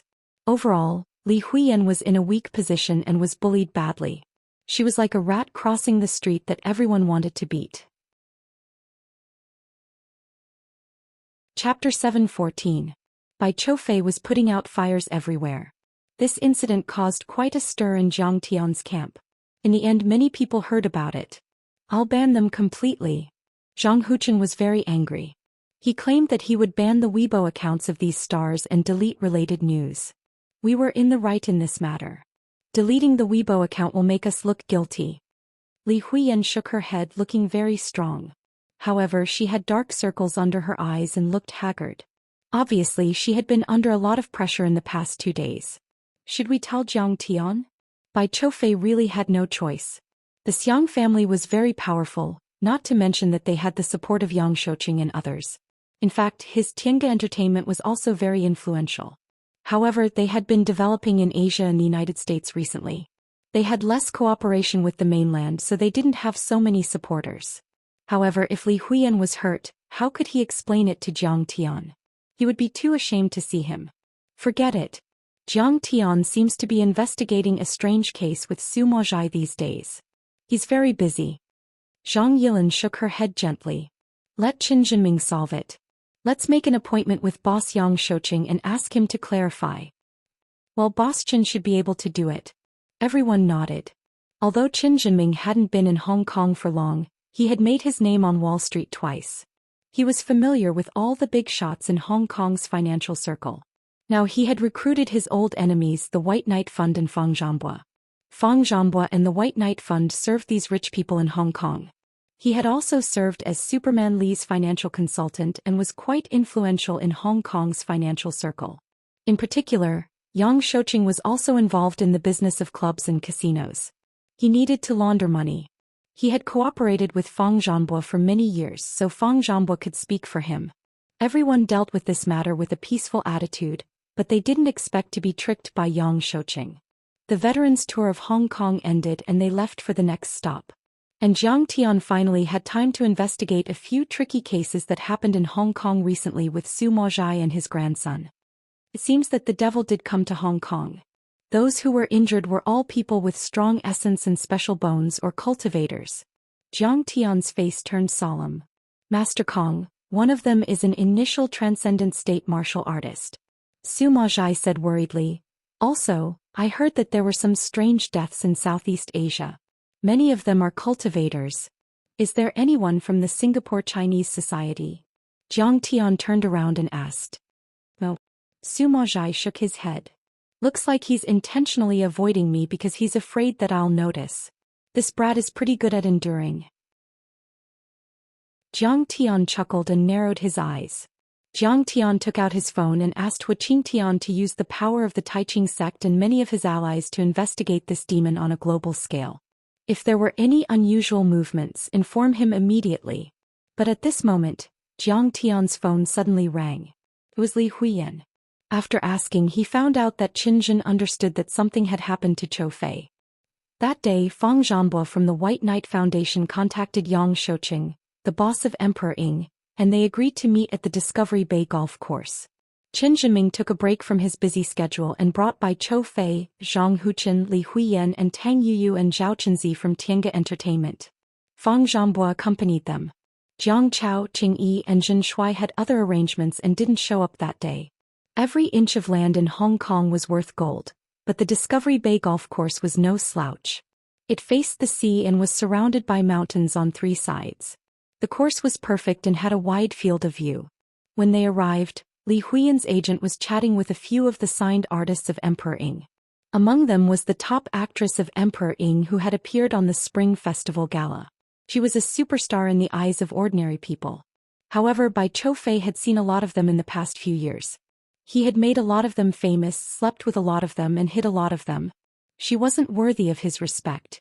When he walked over, he just nodded. Qin Jinming didn't even look at her. He had only interacted with socialites like Iris and Rachel before, so he didn't have such a small role. The point was that he was about to get married, and these female stars were no match for Jiang Lin. Mr. Fang, you are late. You have to punish yourself with 3 cups of wine today. Yang Shouqing, the boss of Emperor Ying, had a thin face and a pair of gold-rimmed glasses. He didn't look like a boss of a club but a cultured businessman. He talked and laughed with 2 friends and didn't come forward to greet them. He stood in the distance and looked arrogant. Mr. Yang, this is Mr. Chen from One Eye Fund on Wall Street, and this is Zhang Huchen from Yanjin. Fang Zhanbo walked forward and introduced them with a smile. I don't need to be introduced. We've met before. Bai Chou-fei reached out his hand and wanted to shake hands with Yang Shouqing. Whoosh. Yang Shouqing didn't even look at him and swung the club. Bai Chou-fei could only withdraw his hand awkwardly. Mr. Bai, what do you think? Just say it. Yang Shouqing glanced at Bai Chou-fei with disdain and contempt in his eyes and said lazily. Emperor Ying Film had been established for 30 years, backed by the famous Lianxing, a big tree with deep roots. How many days had it been since Bai Chou-fei's Tiange Entertainment was established? A few bumpkins from the mainland beat up Mr. Xiang and wanted to be arrogant in Hong Kong. They were far from being able to do that. They were simply courting death. Weren't they now apologizing and begging for mercy? I'm the meat on the chopping block and you're the meat on the chopping block. I have the final say on how many cuts I want to make. Fang Zhanbo looked very embarrassed. He didn't expect Yang Shouqing to be so disrespectful. This was not an equal negotiation at all. Mr. Yang, please be merciful and let us go. Bai Chou-fei suppressed his anger and bowed with a smile. Your company can terminate the contract and stop shooting Women's Secret Service Squad. We don't need to compensate for the loss, but don't scold us. Huiyan just debuted and today's achievements are not easy to come by. Don't ruin her. Yang Shouqing looked arrogant and smiled without saying anything. Li Huiyan, aren't you very arrogant? You caught me in Mr. Xiang. You're quite capable, aren't you? Suddenly an arrogant voice was heard and a white electric golf scooter drove over. But now I came out without losing a single hair. What about you? Why aren't you arrogant anymore? Xu Min got out of the car and walked over arrogantly in her high heels. Her face was full of disdain and mockery. Behind her, there were a dozen or so arrogant young men who spoke and acted as if they considered everything beneath their notice. Among them were Xiang Qian and Kai Xiaofei, the second young master of the Kai family who had been beaten by Zhang Huchen. Surrounded by a large group of friends, several top young masters from Hong Kong, Macau and Taiwan walked over arrogantly. Seeing this, Fang Zhanbo, Qin Jinming and the others' faces changed. Bai Chou-fei and Zhang Huchen stared at Kai Xiaofei. Li Huiyan stared at Xiang Qian and Xu Min. And Fang Zhanbo stared at another young man who no one knew. This was the leader of this group of people, the most powerful person behind him, Wei Hongliang, the son of Wei Duangong, the leader of the Number Gang. The Number Gang was on par with in society in Hong Kong. But in Europe they were extremely influential. They were a powerful existence that could fight with the Italian mafia. In terms of global influence, the Number Gang surpassed the United Bamboo Gang and was only second to the Big Circle. Mr. Yang, we are negotiating. It's not very convenient for you to call so many people over. Fang Zhanbo was caught off guard. His smile was a bit stiff and he was annoyed. Yang Shouqing, you are playing with me. Mr. Fang, I am also helpless. Yang Shouqing shrugged innocently and said with a smile, you guys are making too much of a fuss in Hong Kong. You have offended too many people. Let me tell you, messing with Li Huiyan wasn't my idea alone. The Kai family and Xiang Qian have already made their move. Of course, you guys can't negotiate with me alone. So there are so many forces involved. No wonder you guys made such a big fuss. Zhang Huchen sneered with a vicious look in his eyes. Surrounded by Fang Chong, Kai Xiaofei and the others, Wei Hongliang walked over quickly with a strange smile. He didn't give Fang Zhanbo any time to think. Soon the two groups of people approached each other. Young Lord Wei, I just told you about the awesome mainland brats. They are young Lord Bai and young Lord Zhang. Kai Xiaofei pointed at Bai Chou-fei and Zhang Huchen with a sinister smile. This is the mainland female star Li Huiyan. She went to Sister Shu's place 2 days ago and she was there. What do you think? She's pretty, right? Xiang Qian looked at Li Huiyan with a fake smile, like a cat looking at a mouse struggling under its claws. Another attendant pointed at Bai Chou-fei and said something. Wei Hongliang loudly said, oh, and then immediately revealed a strange smile. His ordinary and ugly face instantly revealed a few sinister grins. Bai Qiufei glanced at him and thought, who is this guy? He is acting like he is the most arrogant person in the world. Before Bai Qiufei and Qin Jinming asked, Wei Hongliang quickly approached them and looked at them from the corner of his eyes. Then his eyes fell on Li Huiyan and the two female stars behind the crowd and said with a smile, the three of them are your people, right? Let me have some fun for a few days, how about it? Li Huiyan will be fine in the future. Let me remind you, I hate it when you don't give me face the most. Young Lord Wei, these mainland guests are all my honored guests. Today, no matter what, you have to give me face. Your father Wei Duangong and I are old acquaintances. Fang Zhanbo went up to persuade him and acted as a peacemaker. Chairman Fang, do I need to give you face? If I give you face, do you dare to accept it? You are nothing more than an accountant. Get lost. Wei Hongliang frowned and shouted. His arrogance reached a new height and he was even more arrogant than Xianxia and Kai Xiaofei. He went around Fang Zhanbo and directly hugged the two women who reacted half a beat slower. One was petite and the other was mature. His hands directly touched them without the slightest scruple. It was as if all the women in the world were at his disposal. Savage. Disrespectful. Drag him into the hotel next door. Young Lord Wei. On the side, Xu Min sneered and ridiculed, happy to see this happen. Yang Shouqing didn't act like an old man and just let it be. He even raised his thumb and praised him for being domineering just like your old man back then. Meanwhile, Xiang Qian and Kai Xiaofei both laughed wildly. They were probably in Wei Hongliang's position. Xiaoyu screamed in fright. She hugged her chest and stood there in a daze with tears rolling down her face. The mature woman Zhao Qinzi had great strength and struggled to break free. On the side, Li Huiyan was burning with anger. The grievances she had suffered these days instantly erupted. She rushed forward and slapped Wei Hongliang's face. Chapter 7:15. Throw your mother away, dare to hit me. Wei Hongliang was furious.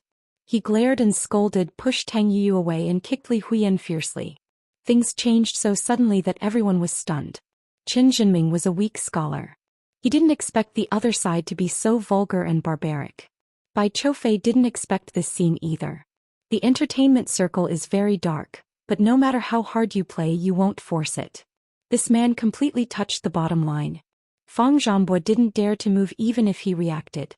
He just roared loudly, but how dare he do it? But Zhang Huqin reacted quickly. After all, he had been in the National Security Agency and received physical training. He had also been in the underground world in Yanjing before. He knew all kinds of ugliness and had early warnings. At this time his eyes were gloomy and he didn't say a word. He pulled out a golf club and rushed forward. He waved the cue stick and smashed it towards Wei Hongliang's head. The cue stick cut through the air and made a whooshing sound. The momentum was terrifying. Wei Hongliang probably didn't expect the other side to be so fierce and straightforward. He subconsciously dodged sideways. He dodged the head but not the shoulder. The solid carbon steel club hit directly on the shoulder and cut off one of his ears, which was bloody. Wei Hongliang was smashed to the ground and his hand was bloody. He raised his ferocious and twisted face, one hand on the ground, the other hand pointed to Zhang Huqin and said angrily, "Kill him for me." More than 20 people swarmed up to Zhang Huqin and Kai Xiaofei's friends, as well as their bodyguards, besieged Zhang Huqin. There were also several people approaching the three girls, pulling and using force. At this point Fang Zhanbo knew that persuasion was useless. The gray-haired man rolled up his sleeves and stopped them. The originally quiet golf course was in chaos. Zhang Huqin could fight better than ordinary people, but that was it. The other side came prepared this time with a large number of professionally trained and even retired soldiers thugs, which made him passive in an instant. As for Qin Jinming and Bai Qiufei, they went to the gym at most on weekdays and were even more defeated. They were trampled to the ground. Li Huiyan's hair was disheveled, and she crawled out of the crowd that was fighting against each other. She turned her head around and looked at her side, which was gradually losing. Once she got into an electric car, she panted and called Jiang Tian.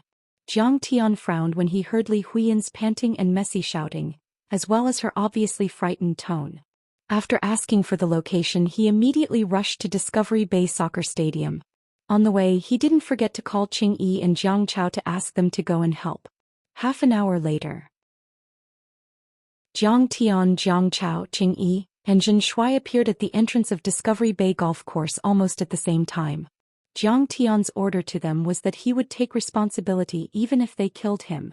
By the time Jiang Tian arrived, Zhang Huchen and the other two had already ended their miserable fate of being abused. Although he wasn't seriously injured, his hair was messy and his body was stained with blood. Zhang Huchen's eyes were bleeding and swollen like a steamed bun.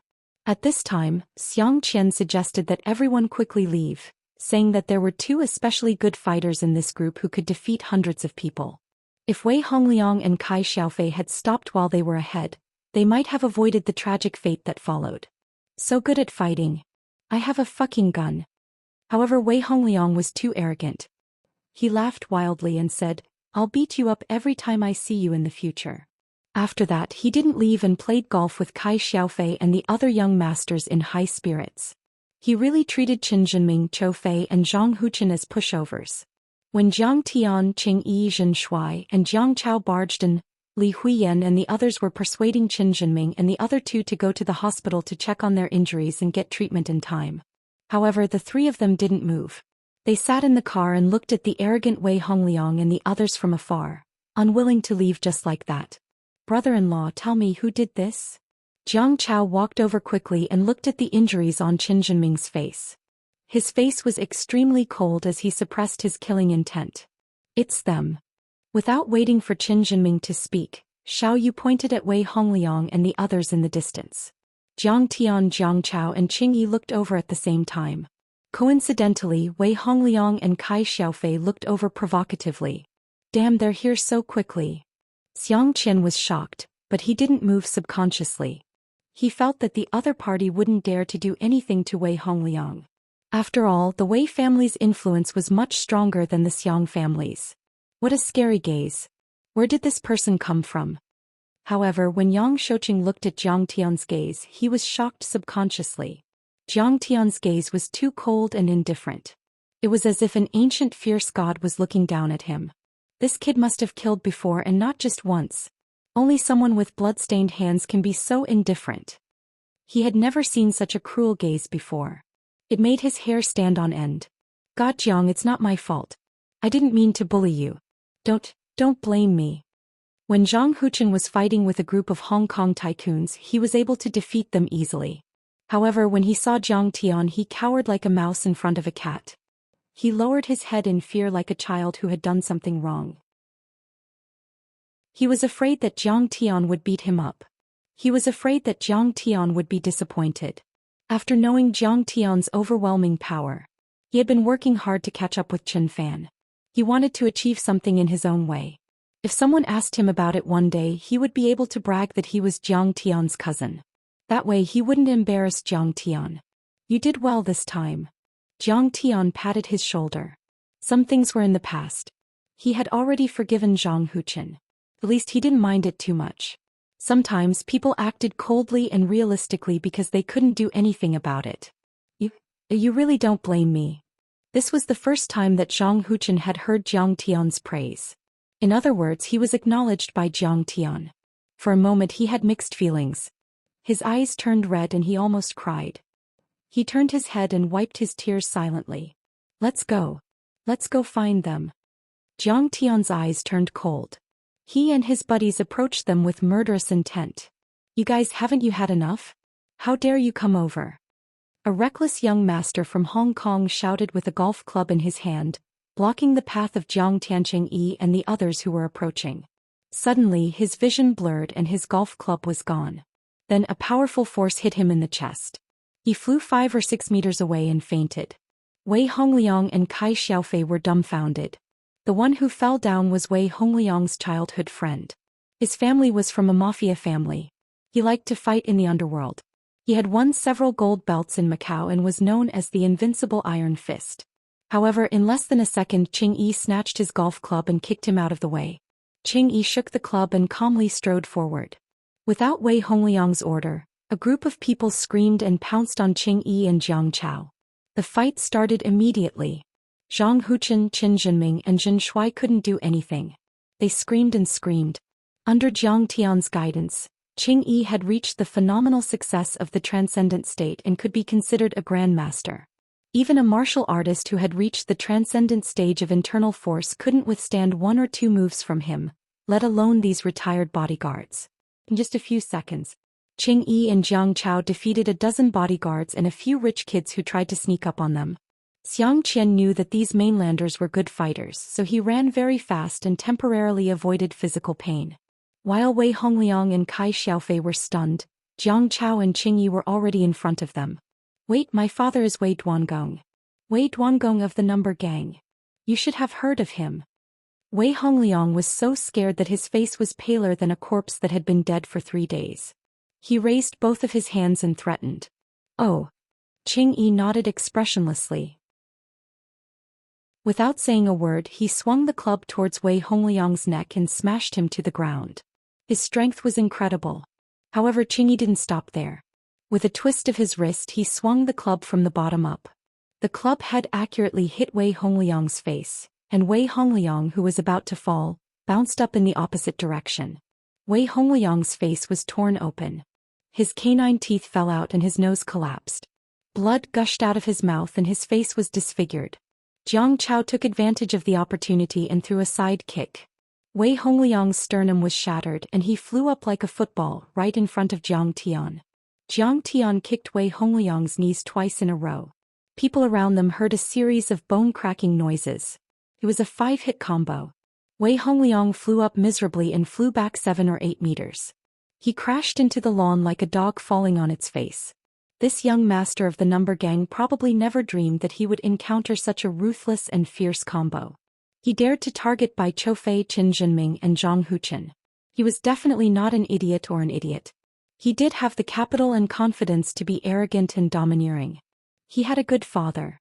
When his father, Wei Duangong, returned to Hong Kong from Europe, the Hong Kong police and even the security bureau were always on guard.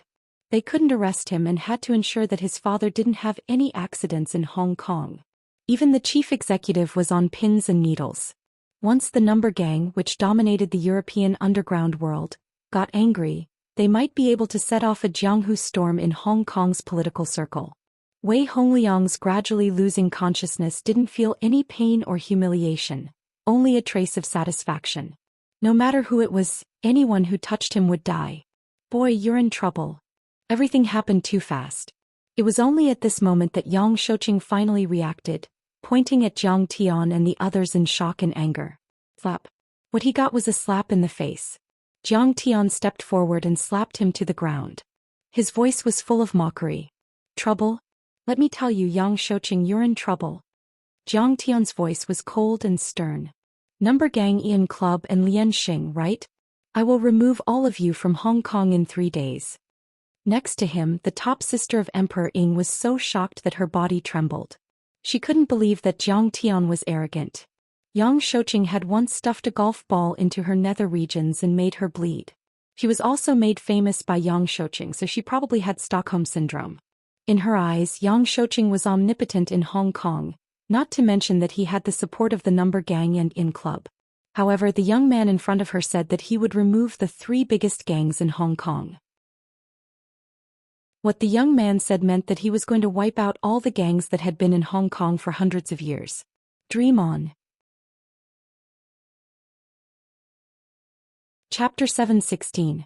Good Jiang Tian, you are dead meat this time.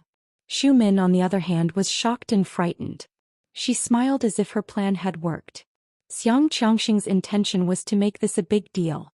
This mainland young man really didn't know what was good for him. He didn't disappoint everyone and made a big deal out of it. Very good. Very good. He had beaten Wei Hongliang and slapped Yang Shouqing.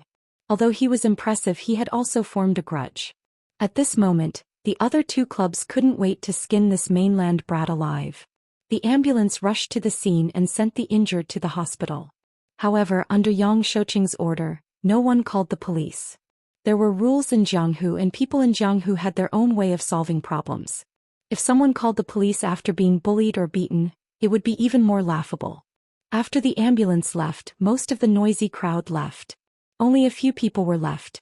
Fang Zhanbo and his female assistant stood side by side. Fang Zhanbo was in his 60s, but he still looked like a middle-aged man. He frowned and glanced at the young men under the shade from time to time. He had to admit that he was getting old. The spirit and fighting spirit of the past were gone forever. If he was the one who beat up young Lord Wei, he would probably be on tenterhooks right now. He would have called countless people to mediate the situation. He would even take the risk of going to Wei Hongliang's house and ask for forgiveness. No matter what, he wouldn't be in the mood to smoke and chat. Was he so ignorant that he didn't know the immensity of heaven and earth? Or maybe Qin Jinming and his friends were so powerful that they could look down on the rich and powerful in Hong Kong. Fang Zhongbo narrowed his eyes and looked at the three people under the shade. He couldn't figure out what they were thinking. The female assistant next to her glanced at her boss. She wanted to say something but hesitated. Fang Zhongbo glanced at her and said, "Do you want to know what I am thinking?" "Boss, I don't dare to ask you what you are thinking." "Then I guess you want to know." Fang Zhongbo looked at the female trader that he had trained and took a deep breath. He said, "I am thinking about which side I should take.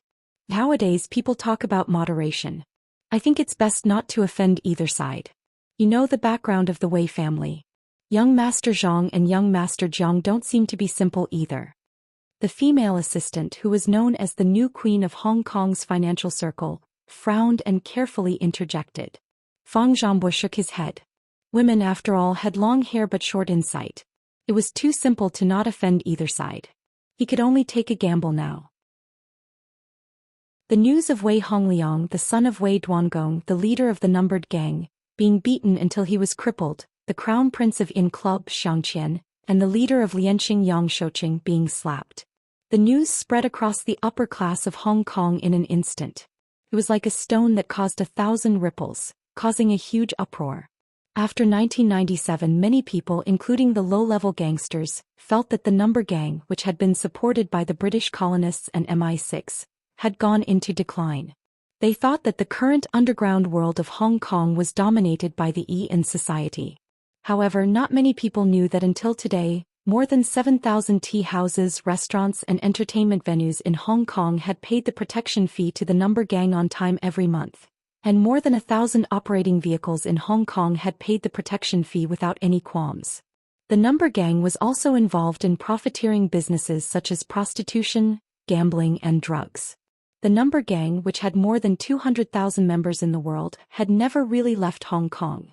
They had already infiltrated every aspect of Hong Kong's society, but they had become more discreet. But now, a few Chinese bastards had declared war on the three major gangs. Did they want to die? Even Wei Duangong can drink and chat with the chief executive and the chief of police. These Chinese bastards will be brought to justice. Someone guessed. Nope. I heard that one of them is the Crown Prince of Yanjin. The chief executive and the police are on Yanjin's side no matter what. Someone in the know commented. Sure enough, the police did not hold a press conference or release any news. It was as if the incident had never happened. However, these people were just ordinary tycoons. They did not know much about the world of cultivation and the supernatural forces. Their speculations and judgments were limited to this level, so they did not notice the existence of Jiang Tian.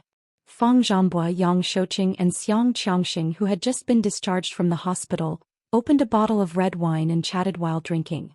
Brother, why are you still hesitating? Boss Yang's voice was mellow and deep, but it was sharp and piercing. Jezai was beaten up and I can tolerate it. But they dared to mess with my woman and I can tolerate it. But now Wei Hongliang was beaten up and he is Wei Duangong's son. Wei Duangong, the powerful man in Europe, rarely comes to Hong Kong, but he is here this time. You and I both know that everyone in Hong Kong, including you and me, will give him face. Also, Wei Duangong was invited by Superman Li to attend the Lantern Festival charity banquet. Can't you tell what kind of signal this is? This means that Superman Li and the other 4 influential families in Hong Kong are afraid of the 3 major gangs. This also means that our resistance and manipulation over the years have worked.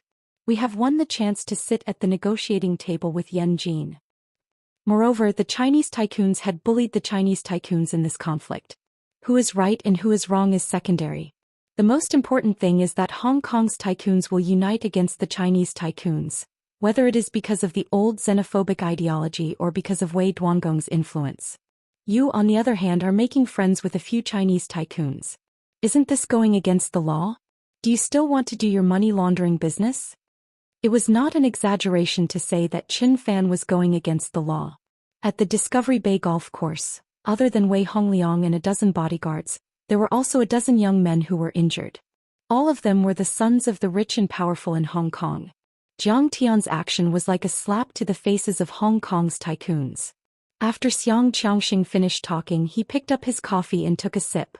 At the same time he stared at Fang Zhanbo, waiting for his reply. Fang Zhanbo was a tycoon in Hong Kong's financial circle. However, to Xianxia he was just an accountant who laundered money for the tycoons. In the past, whenever Fang Zhanbo saw him, he would tremble with fear as if he was walking on thin ice. But now, Fang Zhanbo looked at him with a half-smile. Mr. Xiang, who do you think Hong Kong belongs to? Of course it belongs to the people of Hong Kong. Xianxia said matter-of-factly. Fang Zhanbo said with a half-smile. The people of Hong Kong rule Hong Kong and they are highly autonomous. That is true, but don't forget that the people of Hong Kong are the ones who gave them the right to rule Hong Kong. As he spoke, he raised his finger and pointed at a valuable tree in the north corner of the garden that was worth more than $100,000. However, no matter who was present, they all understood what Fang Zhanbo meant. He was pointing at the ancient imperial city that was thousands of miles away. Boss Xianxian Club, Number Gang and He Lianxing are taking a big risk by hiding behind the scenes. Fang Zhanbo smiled and said, every year, you have received a lot of financial support from the United Bamboo Gang and the British tycoons. If this thing is exposed to the public, Yanjin will not let you off the hook. Fang Zhanbo, what do you mean? Xianxia eyes suddenly turned cold and murderous. Boss Xiang, we have worked together for so many years. Listen to me. The economy is doing well and everyone is united. Don't make a mistake. Fang Zhanbo let out a wry smile and said, also Zhang Huchen, whom you've offended this time, is a noble from Yanjin. He's a red roof merchant. If you want to save your life and the Xiang family, you should be working with them instead of fighting back. I know he is Zhang Zhongguo's son. But the Zhang family has not even made it to the Chang family. What kind of tycoon is he? Xianxia said with disdain. At this time the female assistant walked to Fang Zhanbo's ear and whispered a few words in a mysterious tone. Fang Zhanbo's furrowed brows suddenly relaxed. He got up and finished the cold coffee in his cup. It was the California Financial Group and Sidoni who worked with Qin Jinming to short the European Union. And it was Master Kong who defeated the French. He was Qin Jinming's childhood friend, Jiang Tian.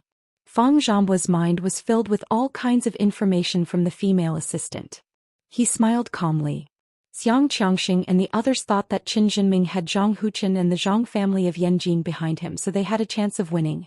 But now Jiang Liguo was also involved. Then there was no chance for him to turn the tables. Who was Fang Zhanbo's backer? Jiang Liguo was the real tree that could block the wind and rain, not the small tree that could stir up trouble in a small place. Chapter 7:17. Fang Zhanbo put down his cup of coffee and smiled. Mr. Xiang, listen to me. You should stop now. If not, you will regret it. Fang Zhanbo, do you think you can scare me? Xianxia waved his hand and asked Qin Xiaobei to leave. A few Chinese bastards will make me regret it. Fang Zhanbo, if you want to leave, then leave. But you will regret your betrayal. The Xiang family had contributed a lot to Hong Kong's return. We were the ones who stabilized the society in Hong Kong. The Zhang family of Yanjin might not be as powerful as the people behind me. Oh. Fang Zhanbo was unfazed by Xianxia's words. His eyes were filled with mockery. He would not tell Xianxia the news that he had spent so much effort to gather. A storm was brewing. Soon it was clear whether or not these people from the mainland that they looked down on were worth befriending. The next day, Superman Lee's family and the Central Joint Office announced the Lantern Festival charity dinner. Wei Duangong, Xianxia and Yang Shouqing were on the list of VIP guests. They were even on the same list as Xiao Shikuan and the other family heads. When the news was released, the entire upper class of Hong Kong was in an uproar. In the past, the Lantern Festival charity dinner was organized by the Central Joint Office and co-organized by the influential families in Hong Kong, Taiwan and Macau. The Central Joint Office was the liaison office of the central government in Hong Kong. It represented the central government and carried out all kinds of duties assigned by the central government. It was a highly political organization. The Lantern Festival Charity Dinner was a major event in Hong Kong, Macau, and Taiwan. The director of the Central Joint Office, the chief executive, the director of security, the four most influential families in Hong Kong, Macau's gambling king He Hongqian, Taiwan's Wan family, and many other influential families would all attend the dinner. It could be said that celebrities were as numerous as the clouds and crowns were like rain. Other than the 1997 Lantern Festival Charity Dinner, no one from the three major societies had ever been invited to the Lantern Festival Charity Dinner. Now that he was actually inviting him, the signal was clear and thought-provoking. It had a profound meaning and was carefully interpreted by many people. The three major societies are finally back on land. This is Yanjing's side offering amnesty and compromising. A tycoon slapped his thigh and said, "Both parties will negotiate with each other. Just like 1997, the three major societies will get more benefits. They might even become one of the most influential families in Hong Kong. They will be on par with Superman Lee." A smart old tycoon said. "From what I see, it's those young masters from the mainland who don't know the immensity of heaven and earth. They don't even know what this fight means. Their parents couldn't bear the pressure anymore. We have no choice but to clean up their mess and lower our heads to the Wei and Xiang families. We have no choice but to let the Central Joint Office mediate." The parents and relatives of the young master who had been beaten shook their heads and commented. They disdained Jiang Tian and the others. "The higher-ups are giving in. Looks like our campaign is working. Hong Kong will always belong to us." There were also far-right elements who celebrated and treated Xianxia, Wei Duangong and Yang Shouqing as heroes. "Humph, Li Huiyan is done for. Do you really think that Hong Kong people are pushovers? Now that the mainlanders have given in, it looks like she's really done for." There were also people in the entertainment industry who were gloating over Li Huiyan's misfortune. They thought that Li Huiyan's future was bleak and she would be shelved. Wu Zhiruo, who was paying close attention to this news, was very annoyed. Every piece of news was like a 1,000-pound boulder pressing down on her heart, suffocating her. In the end, Wu Zhiruo couldn't take it anymore and invited Jiang Tian to meet her. Wu Zhiruo and Jiang Tian sat across from each other in a cafe not far from the Peninsula Hotel. Many years ago, when Jiang Tian and Wu Zhiruo went on a blind date, it was at this very cafe. Wu Zhiruo purposely chose this place to meet Chen Fan. Her intention was self-evident. "Jiang Tian, you should leave Hong Kong now." Wu Zhiruo hesitated for a while and said. He said this for Jiang Tian and even more for the Wu family. After all, many people knew that the Wu family and the Jiang family of Jinlin City had been friends for 3 generations. If the 3 major societies wanted to make a move, they would not let the Wu family off the hook. In their eyes, the Wu family was like an ant that could be squashed easily. "This has nothing to do with you, right?" Jiang Tian's eyes were indifferent. After spending a few days together, he had seen through Wu Zhiruo's character. He was too lazy to say anything more. Sigh. Wu Zhiruo heaved a sigh. She reached out her hand and held Jiang Tian's big hand. Her eyes flashed with gentleness and sympathy. She said earnestly, "Brother Jiang Tian, I really don't want to see you being tortured to death by them. Just listen to me this once." "Don't worry, I won't." Jiang Tian gently pulled his hand out of her hand. "If you stay here any longer, you will die," Wu Zhiruo said calmly but firmly. Wei Duangong's son was crippled by Jiang Tian. Obviously, this matter would not be settled so easily. The guest list for the Lantern Festival charity banquet had been announced. Wei Duangong, Xianxia, and Yang Shouqing were all on the list. However, the Li family and the Joint Office of the Central Committee did not invite Jiang Tian.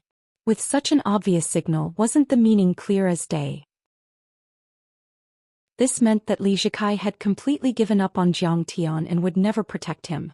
If that was the case, Jiang Tian would be alone in Hong Kong.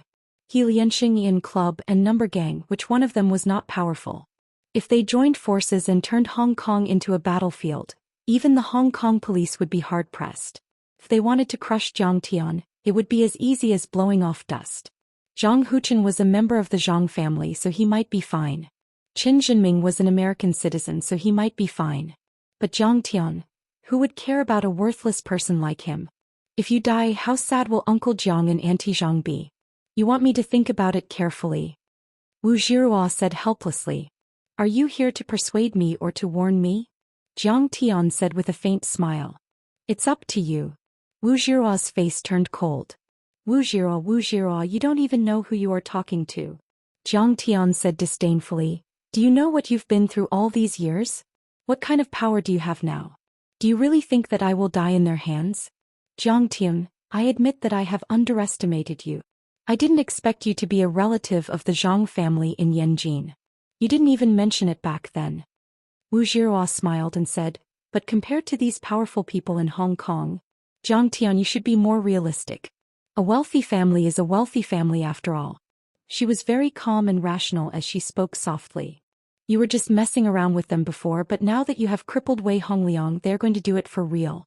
No matter what tricks you have up your sleeve, even if you are a feng shui master, you are no match for them. You can't afford to mess with them. I can't mess with them? Jiang Tian smiled and said, is there anyone in this world that I, Jiang Tian, can't mess with? Draw, you have underestimated me, Jiang Tian. You think too highly of those trash. Your so-called wealthy family is just a bunch of gangsters. They are not even a speck of dust in my eyes. In Wu Jiruo's ears, Jiang Tian's words were already crazy. He was already babbling nonsense. That's right. Jiang Tian was crazy before. No matter what kind of background you have, you can't possibly go against the three most powerful families in Hong Kong. Their connections, background, and wealth were all well known in Hong Kong. Now they were talking to the joint office of the Central Committee. It was obvious that they wanted to work with Superman Lee and the other super families. To put it bluntly, they could kill you with a finger. How dare you be so arrogant? This is not just arrogance. This is ignorance. Utter ignorance. Ignorance is bliss. Wu Jiruo said mockingly, Jiang Tian, where did your confidence come from? Why should I tell you? Who are you to me? Jiang Tian said coldly, moreover, will you believe me if I tell you? Tell me. Wu Jiruo said coldly. Then I will tell you. Jiang Tian looked at Wu Jiruo with a spurious smile, and then he said indifferently, all right, I'll tell you. You are not talking to an ordinary human being. I am a god in front of you. I once defeated the Singapore police force, defeated the Chinese Association, killed Wang Chongyan, and called the Prime Minister of Singapore Li Hsien-long my disciple. I once defeated the 28th Japanese Army and Air Force Brigade and forced the Japanese Prime Minister to bow down to me. In Sidonie, I once defeated the European Union's Pantheon, Russia's Winter Soldier, and America's Blue Storm. I am the #1 on the global list. I once defeated the French army, scared the French President Sanche to his knees, and made the European Union's President Jung surrender to me. I am the real owner of Sidonie. I have trillions of funds under my control. I also opened the Saint Essence Healing Village. I once killed a mortal deity, a half-step mortal deity, and 2 peak-stage immortal state warriors. Jiang Tian looked straight into Wu Jiruo's eyes and said, so, after the Huaxiaolong formation, many martial arts families and Red Wall families in Yanjin turned to me as their backer. So, the Chinese Association of Singapore, the Japanese Cherry Blossom Society, and the European Union's Pantheon all respected me. So, the Great Circle, the fucking gang, the Yamaguchi-gumi, and many other large societies in the world were willing to be my dogs. So, when I came to Hong Kong, Li Zhikai bowed to me, Feng Gui protected me in secret, and Su Zixuan accompanied me like a ghost. So, I dared to beat up Qianqian, slap Xu Min, cripple Wei Hongliang, and tell the 3 major societies to get out of Hong Kong. Are you satisfied with this explanation? Wu Jiruo's face became colder and colder as Jiang Tian spoke. By the time Jiang Tian finished speaking, the woman's face was already as cold as a glacier that wouldn't melt even after 10,000 years. In the end, she couldn't stand it anymore. She slammed the table and said angrily, Jiang Tian, I'm trying to persuade you, but you're making fun of me. Is this fun? The Hong Kong media said that the Jiang family is on the verge of collapse. They have withdrawn from the market and are burdened with huge debts. Now Li Zhikai has abandoned you and doesn't care about you anymore. What do you have to fight with them? This is my last persuasion. If you don't listen to me, I won't talk to you anymore. Let's pretend that we don't know each other. You can go to hell. Wu Jiruo's eyes turned red and tears welled up in her eyes. She slammed the door and left.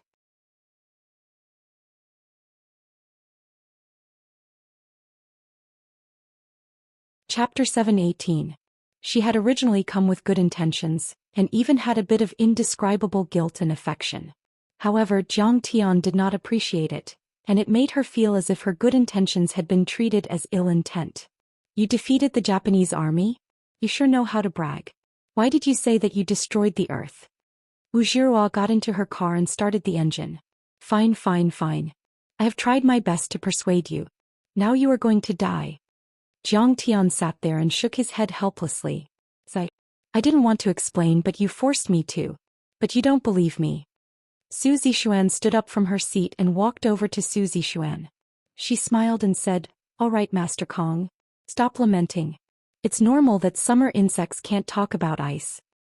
In the eyes of those who can't fly, those who can fly will look smaller and smaller." The afternoon of the Lantern Festival.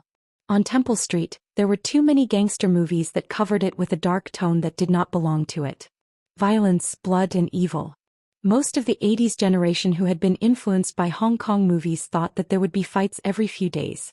But that was not the case. Temple Street reflected the local culture of Hong Kong. There were many food stalls and small shops, just like the famous Lan Kwai Fong. It was a must-visit place for tourists. Sitting in the open-air food stalls and eating the special stir-fry made by the city's chefs, one could feel the local characteristics more than watching the skyscrapers by the Victoria Harbour. At this time the sun was setting in the west and the sky was gradually darkening. The short Temple Street was bustling with activity, and the food stalls on Temple Street were getting more and more lively. People came and went and groups of customers came and went. The figures of small citizens and tourists intertwined, forming a harmonious picture. Jiang Chao, Qing Yi and Zhen Shuai did not sit down to eat. Instead they ate from one stall to another. Superman Li's side is ready. The gangsters from the 3 gangs will be there. Jiang Chao reported. Don't worry. The Li family will not stand up for us. We will only reveal the truth after we arrest them. De Huan's side is ready too. Cooperate with the Hong Kong police to arrest him tonight. Qing Yi's face was gloomy as he smiled and said, "In fact, they've been holding it in for a long time. They've wanted to fight and kill for a long time. This time they finally found a suitable reason. Don't mention how excited they are." So happy. Zhen Shuai rubbed his hands excitedly. "I can finally slap them. Feels so good. However, don't kill that Xu Min. I think it's pretty good if I accept it in the future. That woman's looks are really ordinary, but she can disgust Xianxia," Qing Yi said with a smile. "That's right, slap their faces and kill them all." Jiang Tian nodded from time to time, eating the barbecued pork rice wrapped in lotus leaves. At the top of an old 4-story building on one side of Temple Street, the gunman who had been lying on the ground for a long time looked down from above. He slowly adjusted the angle of his sniper rifle, and the crosshair of his scope once again searched for Zhen Shuai's figure. Every time there was a cruel war, the number of bullets and artillery shells consumed was not comparable to the number of people killed. In the European battlefield of World War II, 3,000 bullets were used to kill one person. This number was estimated to make people wonder if the soldiers of that time even knew how to shoot. In fact, after more than 50 years, the war in this era was not much better than it was a few decades ago. However, there was always a small group of people on the battlefield who performed the legend of killing one enemy with one bullet. Snipers, ghosts on the battlefield, they used the least amount of bullets to kill the most people, and even secretly made the organized troops lose their frontline commander and become scattered sand. The gunman who was lying on the top of the building with the help of his black clothes blended into the night. Looking at the way he held the gun, he was not an amateur at the last minute, he was very professional. He adjusted his heartbeat rate, controlled his breathing and moved the muzzle silently. Because the target he wanted to kill was constantly moving, if he wanted to kill the target in one shot, he must have enough patience and wait for the best opportunity. At this time Jiang Tian suddenly had an idea, and a burst of true yuan was released. Then there was a muffled bang. A gas tank in a shop on the street suddenly exploded, rolling up into the sky. Jiang Tian and the other 2 were unharmed, but a few Hong Kong diners were covered in blood. Jiang Tian pulled Jiang Chao under the awning of a shop on the street. He was not afraid of bullets, but Jiang Chao was not, especially when he was facing a sniper. "There is a sniper up there." He looked up calmly and pointed at the top of his head. Qing Yi nodded in agreement. Sticking close to the wall, he turned into a small alley and stepped on the ground. With a loud rumble, the ground caved in. He had already risen tens of meters and landed on the roof. A few passers-by in the alley looked up stupidly, as if they had seen a monster as they watched Li Lei disappear from their sight. But why didn't you hit him? Why did you miss so much? The gunman on the roof knew that he had been exposed. Just as he was hesitating whether he should continue to wait for an opportunity or retreat, he heard footsteps behind him. The gunman turned around and saw a ghostly figure walk out from the darkness. Bang! The gunman rolled on the ground to increase the distance between them. At the same time he pulled out his pistol and fired at Qing Yi. However, Qing Yi did not fall. A few bullets fell to the ground. The gunman was so scared that he knelt on the ground. Qing Yi stepped forward and grabbed the gunman's throat. He asked coldly, "Who ordered you to do this?" The gunman was in his 30s. He wanted to fight until the end, but when he saw Qing Yi's eyes, his heart skipped a beat. He knew that if he refused to admit his mistake he would die. He hesitated for a few seconds and then said, "I was sent by Wei Duangong to kill you." "Just you?" Qing Yi sneered, his voice filled with disdain. The gunman nodded. He was trembling in fear. "Judging from your accent, you are from Japan?" Qing Yi asked. "Yes." The man nodded. "Then go to hell." Without another word, Qing Yi snapped his neck. Then he took out the fireball charm that Jiang Tian had given him and threw it at the gunman. The gunman was burned into ashes. Whoosh! Qing Yi lightly landed on the ground, walked to Jiang Tian and reported a few words in a low voice. "Scope. The show is about to start. Today we will destroy Hong Kong." Jiang Tian narrowed his eyes after hearing Qin Fan's words. He threw the cigarette on the ground and stepped on it. He then walked out of the Temple Street. The Hong Kong Convention and Exhibition Center was located in Wan Chai. It was a fancy building that protruded out of the sea like a small island. Under the night sky, it was as bright as the skyscrapers around it. The nearby roads were heavily guarded and patrolled by police cars. It had a parking lot of 1,300 spaces. One after another, luxury cars drove into the building under the guidance of the security guards. Luxury cars were everywhere and celebrities were everywhere. Rolls-Royce and Bentley were common, which reflected the charm of Hong Kong. Tonight, the Lantern Festival charity banquet would be held at the Convention and Exhibition Center. Celebrities from Hong Kong, Macau and Taiwan would attend the banquet. 8:30 p.m. More than 300 rich men and women were gathered at the lavishly decorated Convention and Exhibition Center. Tycoons in finance, new politicians, celebrities and nobles from the British royal family were all gathered in one place. Waitresses in formal attire shuttled through the crowd, looking courteous and attentive. Security guards in suits and leather shoes were stationed at the entrance. They wore mini headphones and concealed pistols. Their eyes were alert and vigilant. The Red Peony Hall on the second floor of the Convention and Exhibition Center hosted many important events of all kinds. Those who were qualified to enter the hall and take a seat in the VIP section were all extraordinary talents. Most of them were elites in their own fields. Of course, there was no shortage of heroes. Wei Duangong was in his early 60s. Although he was in his 60s, Wei Duangong looked like he was still in his middle age. His hair was short and lean and his sideburns were slightly frosted. Not only did he not look old, but it also added a bit of mature male charm to him. He was steady, capable and smart. He was wearing a bright coat as the chairman of the board of directors of a multinational investment group. Accompanied by Xiang Qiangxing, Yang Shouqing and dozens of celebrities, he walked into the hall. Everyone who knew him didn't see him as a businessman or a financial tycoon. He was a hero in their eyes. Many people applauded for his timely arrival. He was the hero of the number gang in Europe. Whether it was the celebrities who were familiar with Wei Duangong or the people who had only met him a few times, they all left their seats and came over to shake hands with him. Many people were satisfied and even proud of themselves. Although some of the tycoons didn't leave their seats, most of them nodded and smiled at Wei Duangong as a form of greeting. It was indeed something to be proud of as a member of the number gang. If a bum in a small county in China made a name for himself, he might be able to be friends with a lot of powerful officials. He might even be able to drink and chat with the county head and secretary. Therefore, the small commotion caused by Wei Duangong's appearance was not too shocking. After Wei Duangong sat down, a few more people who attracted everyone's attention arrived. The lords of the four major families in Hong Kong, Su Maozhai, Wan Chili of the Bamboo Alliance and He Hongqian of Macau, all arrived. Superman Li Shao Shikuan Guo Bingrui and Li Xiaofeng were the richest and most powerful families in Hong Kong. Wan Chili and He Hongqian represented the most powerful families in Taiwan and Macau respectively. Although Su Maozhai was not as wealthy as the other tycoons, his status was the highest and he was the most respected. He was a spellcaster and was known as the Guardian of Hong Kong. That was why many tycoons respected him more than Superman Li. Basically, the Lantern Festival charity dinner was hosted by these few families. This year it was Superman Li's family's turn.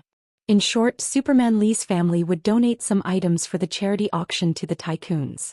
The money from the auction would be used as donations. However, many people noticed that on the brochure, the donations were for the Chong Gung Charity Foundation.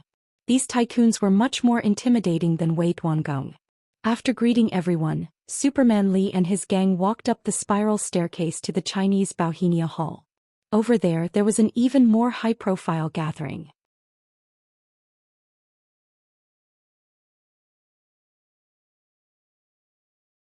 Chapter 719. The Bauhinia Hall on the third floor was a gathering for Su Maozhai and the 6 major families. It involved the conflicts and communication between the major families, the division of interests and so on. There were more than a dozen high-level bodyguards on the left and right of the spiral staircase to the third floor. They were all from the 6 major families. All of them were solemn, quiet and dignified. The security guards provided by the convention center could not be compared to them. Hong Kong was like this. There was a huge gap between the rich and the poor. Even the upper class was divided into different classes. The Bauhinia Hall was equivalent to the top of the pyramid of wealth and power. Those in the Red Peony Hall could only be considered as the middle class of the rich. Seeing this, Wei Duangong's face was calm, but his heart was filled with jealousy. He snorted. Sooner or later I will help you clear your name. I will stand side by side with Superman Li and talk to them as equals. I will also hold a charity banquet to show off. At Wei Duangong's level. His wealth was also in the tens of billions. Money was just a number. Luxury cars, mansions, private jets and other luxuries were not rare. He cared more about his reputation and influence. In short, he cared more about his face. Brother Wei, I am very sorry about Hong Liang's accident. Xianxia was too reckless. Xianxia leaned over and whispered in Wei Duangong's ear. It's not Xianxia's fault. Wei Duangong's eyes twitched when he thought of his son's miserable state. But he was indeed the overlord of Europe's underworld. Soon he calmed down and said lightly, "It's those bastards from the mainland. But I have already taught them a lesson." Xianxia nodded and sneered in his heart. "Mainland brat, you dare to provoke me, Xianxia. I only need to casually strike you and you will die a violent death. Those bastards from the mainland don't know the immensity of heaven and earth. How can they be my opponent?" Below the semi-open Red Peony Hall was the Tulip Hall, which was of a lower level. There were hundreds of people here and they were basically the younger generation of Hong Kong. For example, Li Zhikai, Xiao Yunhao and other young talents. Kai Xiaofei, Qian Qian and all kinds of second and third generations who relied on their parents to survive were gathered on this floor. This kind of charity auction was also a gathering for the upper class to socialize. From 8:30 p.m. to 9:30 p.m. was the banquet and dinner time. After that, the charity auction would begin. At this time in the Red Peony Hall, Wu Zhiruo and Wu Chuchu were both dressed up with exquisite makeup and jewelry. They wore backless evening gowns and respectfully chatted with Sun Jiaro and a man. "Young Master Xiao, if you didn't bring us in today, we would have been blocked outside the door," Wu Chuchu said with a fawning expression. The young man's name was Xiao Yunjie, a member of the third generation of the Xiao family. He was a distant cousin of Xiao Yunhao, one of the famous 4 young masters of Hong Kong. "You're welcome. Since you're Jiaorou's friend, I naturally have to help." Xiao Yunjie spoke politely, but there was a trace of undetectable disdain in the depths of his eyes. Hong Kong was not a big place, but there were a lot of rich people in Hong Kong. The Luo family and the Wu family only had a few $100 million in assets. Strictly speaking, they couldn't be considered as families. If Sun Jiaro hadn't just agreed to be his girlfriend, he wouldn't have bothered with these 2 low-class women who were stopped by the bodyguards. They were so anxious that they almost cried. "Have you heard of a piece of news?" As they chatted, Xianxia suddenly chuckled and lowered his voice. A few days ago, Wei Hongliang and Kai Xiaofei were beaten up by a few Chinese guys at the Discovery Bay golf course. What? That's Wei Hongliang. Who has the guts to do that? Sun Jiaro was shocked and couldn't believe it. Yunjie, you heard about it too? A shrewd young man suddenly came over and adjusted his gold-rimmed glasses. I heard about it too. He was indeed beaten up. Not only him but also Kai Xiaofei, young master Hu, young master Hua and young master Ren. I heard that these young masters are Li Huiyan's supporters. They had a conflict with young master Xianxian before. Young master Xiang was there too, but young master Xiang escaped quickly. Otherwise young master Xiang would have been beaten up too. Yang Shouqing was there too, but he couldn't stop them.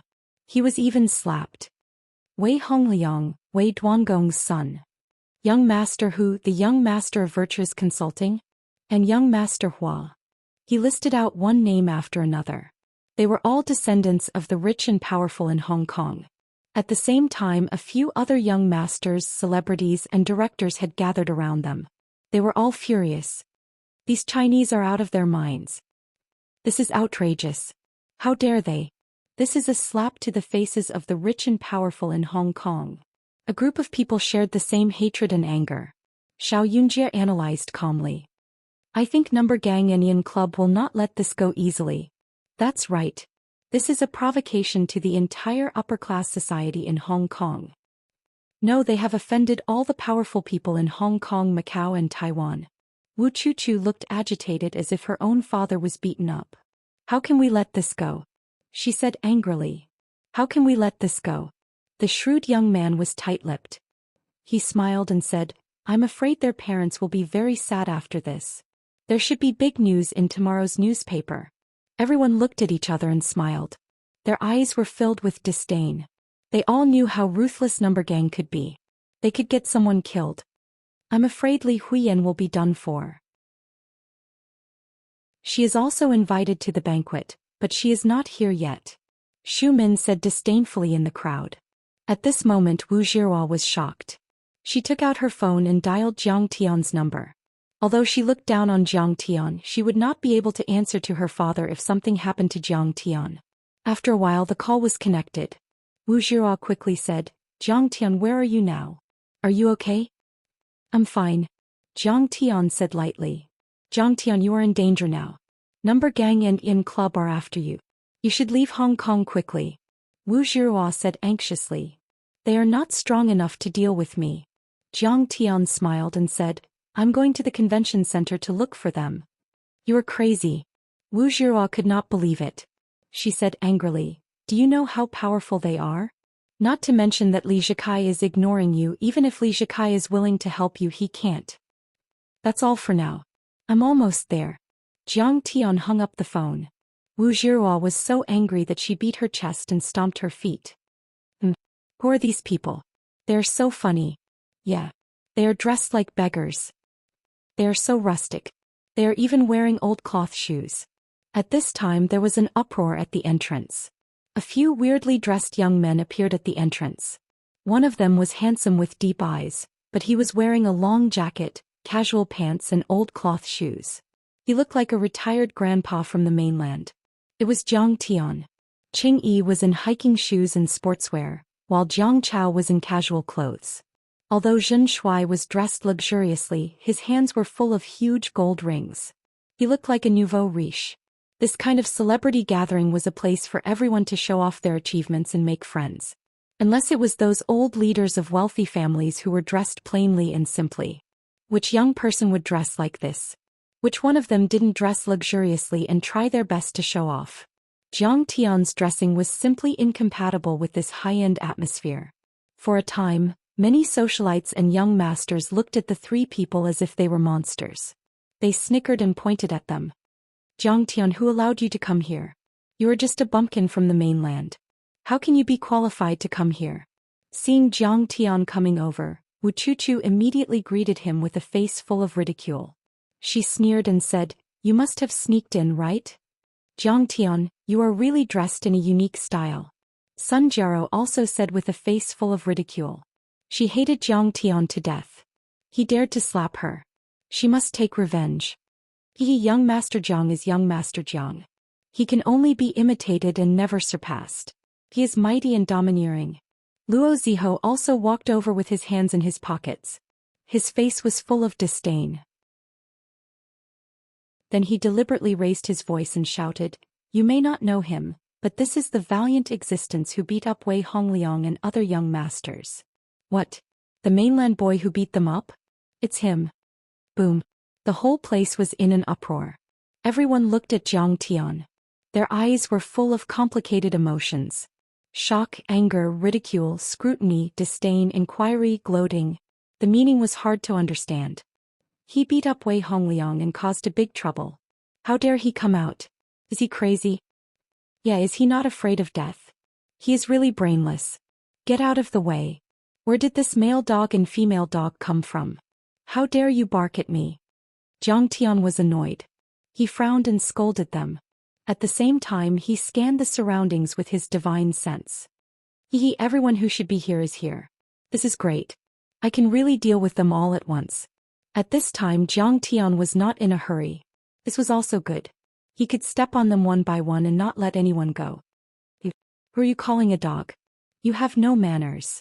Sun Jiaro was so angry that her face turned red. She wanted to bite Jiang Tian to death. Wu Chuchu smiled grimly and said, "Very well, if you dare to insult me, I will call the security and throw you out of here. Don't let him go. There are so many enemies here. He can't survive." Luo Ziho rolled his eyes and stopped Wu Chuchu. He whispered a few words in her ear and then disappeared into the crowd. "Jiang Tian, why did you really come?" Wu Zhiro walked quickly to Jiang Tian and scolded him, "You will be played to death if you come here." Luo Ziho was going to find someone. However, she didn't dare to stop Luo Ziho.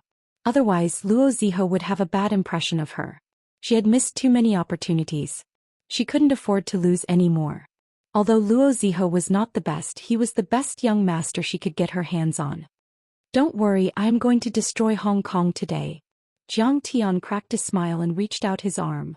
"Sister Zhiro, are you interested in being my partner? We can destroy people together. Don't people usually come in pairs at high society gatherings?" Since he was going to help Uncle Wu's family, he might as well bestow her with glory and wealth tonight. "You're crazy." Wu Zhiro was so angry that she almost fainted.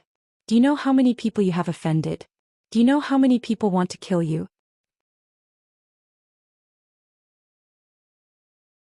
Chapter 720. She was really disappointed in Jiang Tian.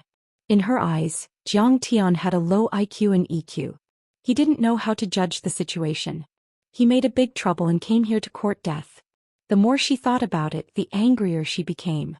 She wanted to scold Jiang Tian and said coldly, "Why don't you take a look at yourself? How can you compare with Xianxia and those young masters from Hong Kong? Alas, you're making me embarrassed." Jiang Tian shook his head with a wry smile and gave up the idea. "Humph, it seems that he has been abandoned by the Wu family. Someone ridiculed him in a strange way. A gentleman doesn't stand under a collapsing wall. Who doesn't know he's going to die soon? The Wu family isn't stupid. Of course they have to stay away from him. This guy is talking nonsense. Does he want the Wu family to be his backer? How can the Wu family protect him?" A rich man snorted. For a moment Jiang Tian seemed to be a joke. "What an honor it is to be Master Kang's female companion. Miss Wu, if you don't want to, I can't ask for anything more." At this moment, a soft and pleasant voice came from the door. Li Huiyan, dressed in a splendid dress, walked in gracefully, took Jiang Tian's arm and said with a smile. Seeing this, Wu Zhiro was surprised. Didn't Li Huiyan know how much trouble Jiang Tian had caused? How could she stand beside him today? But soon she snorted and said in a low voice, "Miss Li, you have to learn how to judge the situation. Don't make mistakes. Otherwise you will die miserably." Bai Choufei and Li Huiyan, the bosses of Tiange Entertainment, are here. The news spread all over the place in an instant. Suddenly there was a storm. No one expected Li Huiyan to be here at this time. After all, it was rumored that Li Huiyan picked Xu Min's Lanfang Garden restaurant first, which led to this terrible dispute. Many people in the circle were angry at her. She would become the target of public criticism if she came here at this time. "Li Huiyan, I didn't expect you to come. Aren't you afraid of being torn apart by the celebrities in Hong Kong?" Soon, Xu Min walked over arrogantly and looked at Li Huiyan with disdain and ridicule. Try tearing me apart. Li Huiyan said with a disdainful smile. Li Huiyan, if you're willing to be my female companion today and accompany me to the hotel after the banquet, I'll let you go. At this time Feng Chong sneered and slowly walked over. As soon as these words came out, everyone looked over and gloated. Everyone knew that Xianxia wasn't interested in Li Huiyan. He was humiliating and provoking Jiang Tian. Isn't Li Huiyan your partner? Now you can only wear a maid outfit and kneel at my feet and call me daddy. Many people were excited. Tonight, the first wave of attacks against Jiang Tian had begun. Haha, forward toads are common, but a shameless, ignorant, fearless and ugly toad like you is really rare. There was no need for Jiang Tian to speak. Li Huiyan let out a burst of bell-like laughter, full of ridicule. Towards this kind of scum, there was no need to be angry, nor was it worth being angry. Only careless ridicule and humiliation could ruthlessly slap him in the face and make him feel humiliated. Very well, Li Huiyan, I will let you know my power. I will let you know the difference between this Chinese country bumpkin and me. As expected, Xianxia's lungs were about to explode when he heard this. His face darkened and a murderous look flashed in his eyes. Li Huiyan, from now on, you will not have a chance to star in any movie directed by me or my friends. The chubby Hong Kong film director Wang Jing stepped forward and said with a sinister smile. This man started his career by gambling and was Xianxia's personal director. He was extremely influential in Hong Kong's commercial film industry and was also the chairman of Hong Kong's Directors Guild. Li Huiyan, how dare you offend young Master Xiang? You have no chance to star in any of my movies. Kung Fu superstar Brother Dan said mockingly as he sucked up to the Xiang family. In the Hong Kong circle, Huang Jing and Brother Dan were both highly regarded. One represented the directors and the other represented the stars. Basically, they represented the entire Hong Kong film industry. Shut her out. How dare you challenge the Xiang family? It's your honor that young Master Xiang wants to sleep with you. Behind them, dozens of stars and directors followed closely behind like vicious hounds. They were afraid that they would miss out on the Xiang family's hot shit if they were too slow. My market is in China. You can shut me out if you want to. Li Huiyan didn't panic in the face of danger. Her beautiful face was full of mockery as she sneered. Who else wants to shut me out? Step forward. Li Huiyan would like to see how many people want to shut me down. Li Huiyan apologized to Xu Min and young Master Xiang immediately. At this time, the Chinese director Feng Xiaopao, who was also known as Bao Shu, came forward with a glass of red wine. Director Feng, why should I apologize? Li Huiyan's lips curled into a mocking smile. They are the ones who are distorting the truth. I did not do anything wrong from the beginning. I have a clear conscience. You still ask me why? Feng Xiaopao let out a loud shout. He was full of arrogance. Then let me tell you clearly. I am stronger than you, I have more resources than you, and I have more influence than you. I can order you to apologize to Li Huiyan. Otherwise, I will shut you out in China. He was a famous director in the China film group. He had produced many popular movies that sold well at the box office. In the film industry in Wuxia, he was very influential and could suppress Bai Choufei. Behind Jiang Tian, Bai Choufei sneered. Director Feng, you are a director in China. We have no grievances.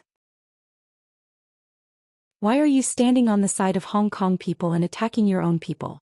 Mr. Bai, Li Huiyan, you are too naive. Feng Xiaopao's vitiligo face showed a sinister smile and mocked. There is no right or wrong in the adult world. There are only pros and cons, only strong and weak. I am stronger than you. If I shut you out, I can curry favor with the Xiang family. It is good for me, so I will shut you out. Why? Are you not convinced? His shamelessness had reached a new height. He didn't even try to hide it. His expression said, "What can you do about it?" Li Huiyan apologized. Brother Dan shouted. What makes you think you can compete with the film industry in Hong Kong? Huang Jing also sneered. Shut her out. She will never accept any role in Hong Kong. Xu Min snickered. Huiyan, you have indeed done something wrong. You fought with Xu Min for a role, but you shouldn't have tricked her restaurant. You're ruining the source of hundreds of millions of yuan. Cutting off her career path is like killing her parents. The big sister of King Ying pretended to sigh and shook her head. Her eyes were full of gloating. At this moment the stars and directors in Hong Kong, Macau and Taiwan all sneered and scolded Li Huiyan, saying that they wanted to shut her out. As if Li Huiyan was a sinner. As if Li Huiyan had been abandoned by the world. As if Li Huiyan had lost the game and couldn't make a comeback. I heard that you want to shut Li Huiyan out. Very well, I will shut you out. What do you think? Suddenly a loud roar was heard. At the entrance, Zhang Huchen strode in with majestic gait, pointing at everyone's noses as he spoke. Shut me out. Who do you think you are? Xu Min sneered. But in the next moment when she saw the two middle-aged men behind Zhang Huchen, her pretty face changed color. Her heart thumped and fell into the abyss. The two men behind Zhang Huchen. One was the chairman of the China Film Group, Boss Han. The other was the deputy director of the China Film Bureau. He was a big shot who could control the fate of these stars. The deputy director was in his 60s. He wore an old Chinese tunic suit and his hair was neatly parted. His thin face was old-fashioned and conservative, but there was a sense of coldness and power about him. Huang Jing, you are always making gambling movies and teaching children bad things. Don't make movies in the future. You will be banned from the market forever. All of your movies are not allowed to be released in China. The deputy director's voice was hoarse like the eunuch of an emperor. He pointed at Huang Jing and said sarcastically, "Hey, director, you can't do that. Please give me a chance. I can make positive movies. I can make anti-Japanese movies." Huang Jing's face was as pale as a sheet of paper. His body trembled and he screamed. He was a director and he made a living by making movies. If he was not allowed to make movies, it would be the same as cutting off his livelihood. The deputy director of the China Film Bureau ignored him.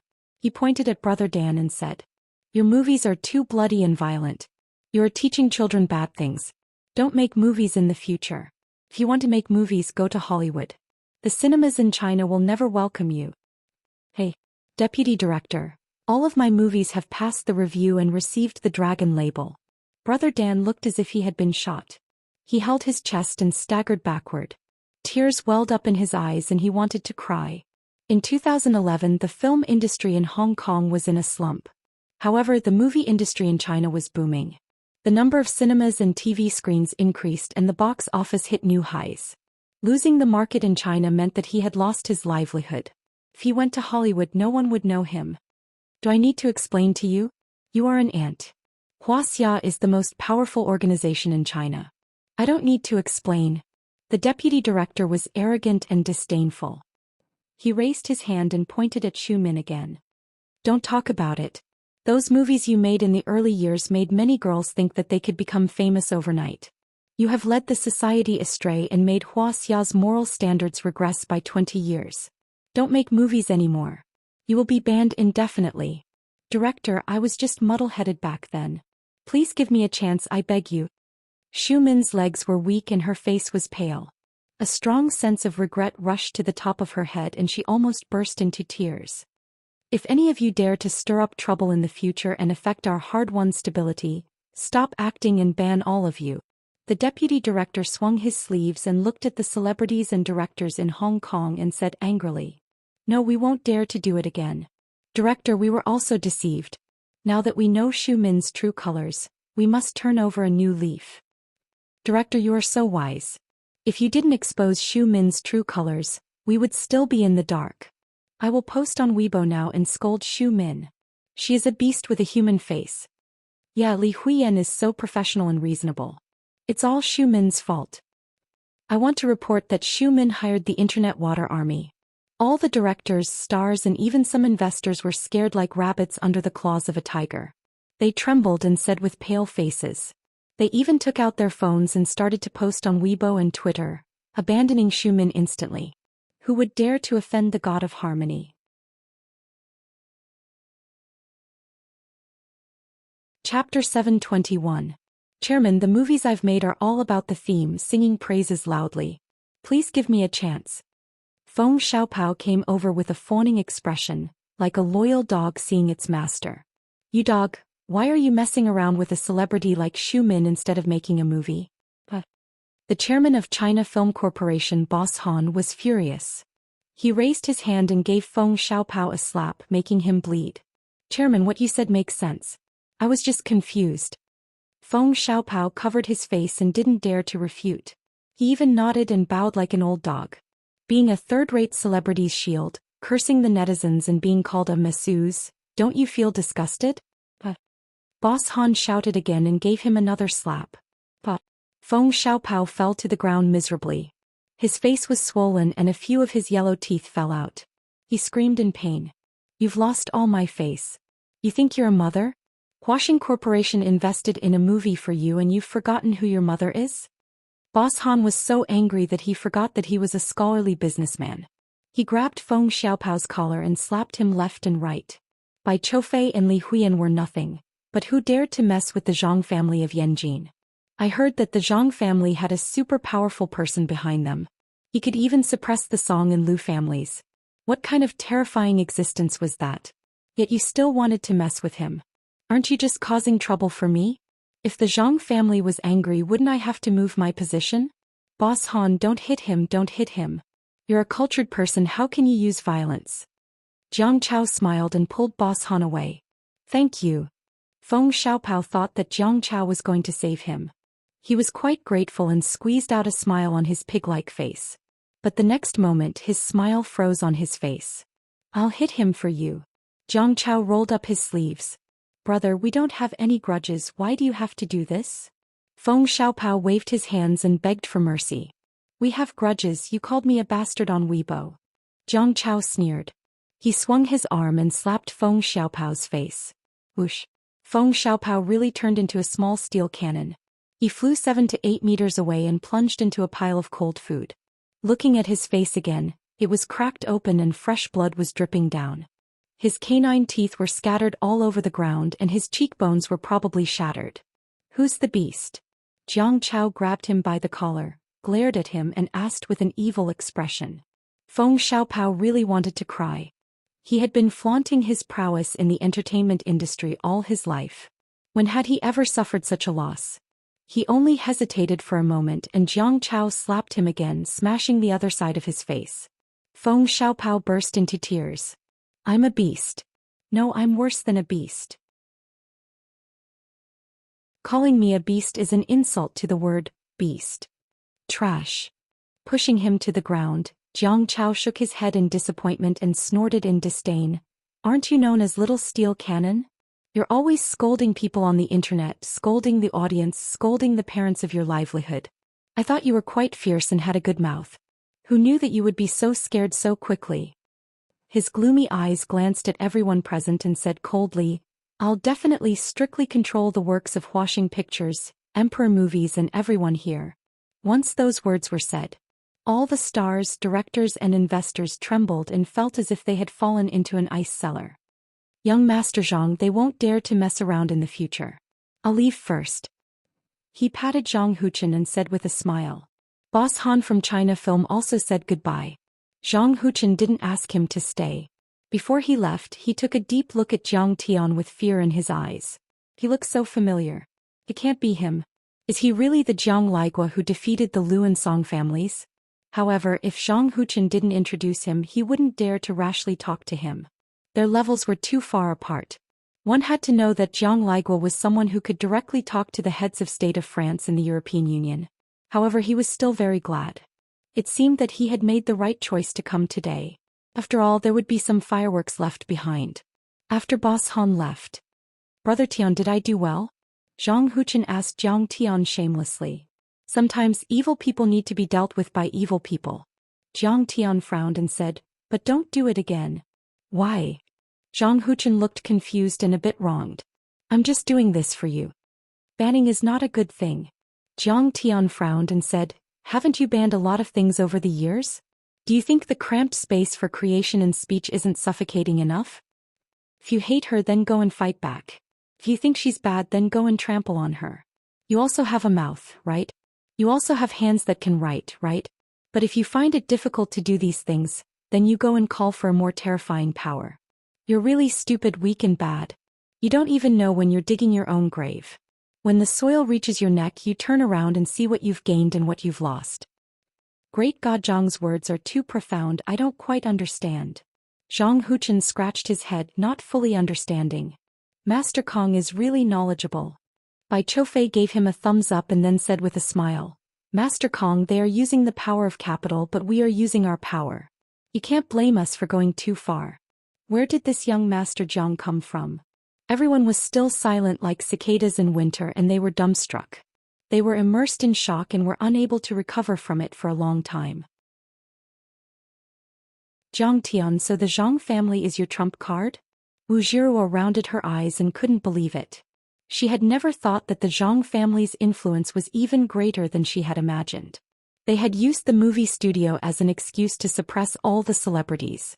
This was like slapping a bunch of Hong Kong celebrities to death like swatting flies. Xiumin, young Master Xiang, come on, ban me. Aren't you very capable? What about now? Who is the one that is being banned? Ridiculous. On the other hand, Li Huiyan stood beside Zhang Tian and sneered proudly. Xiumin's face turned pale and she trembled uneasily. She didn't dare to look Li Huiyan in the eyes. Feng Chong was like a defeated rooster. He was angry, dispirited and ashamed.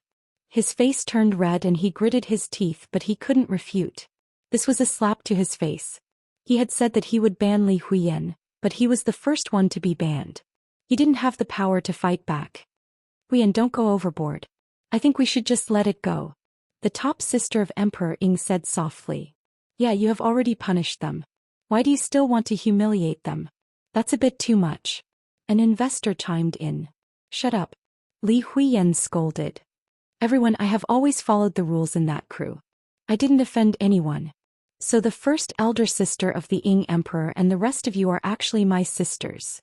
Brother Dan, 2 years ago when you were in need of investors for a movie, I helped you pull strings. But how did you treat me? When Xiumin and the Xiang family gave the order, you turned black into white and ignored the truth.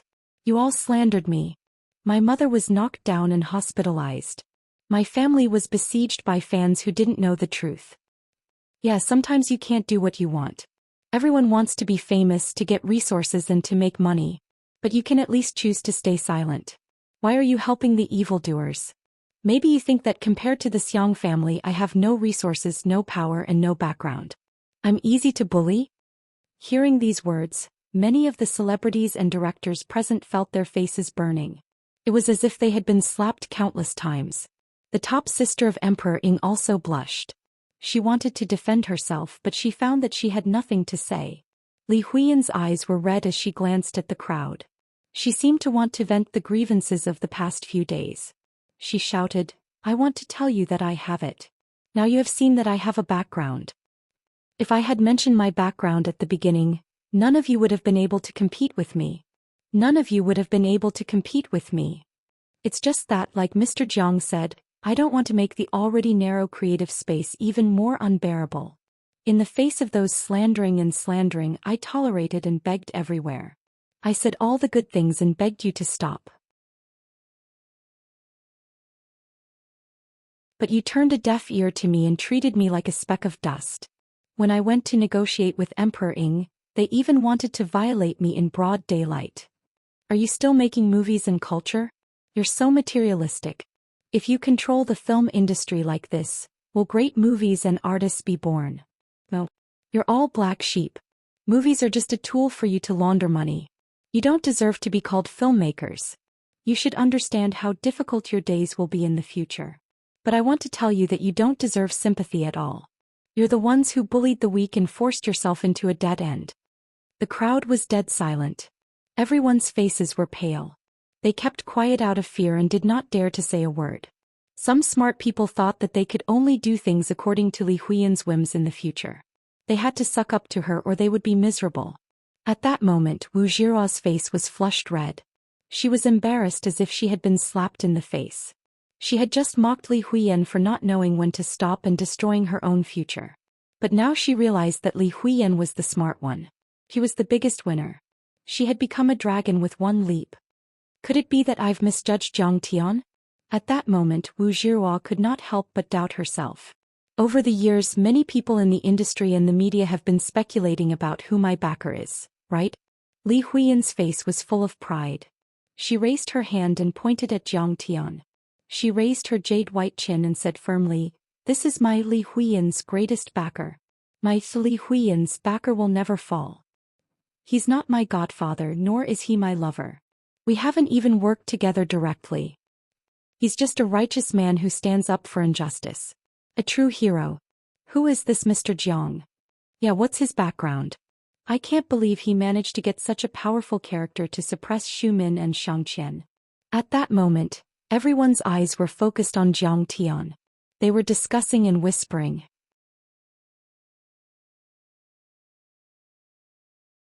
Chapter 722. Great God Jiang, I'm leaving now. Zhang Huchen said with a flattering face. I still need to accompany the leaders of the film department.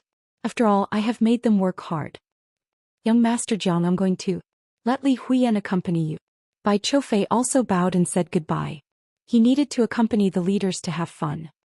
Go. Jiang Tian nodded. Mr. Jiang is Zhang Zhenghua's nephew, Zhang Jinghua's grandson.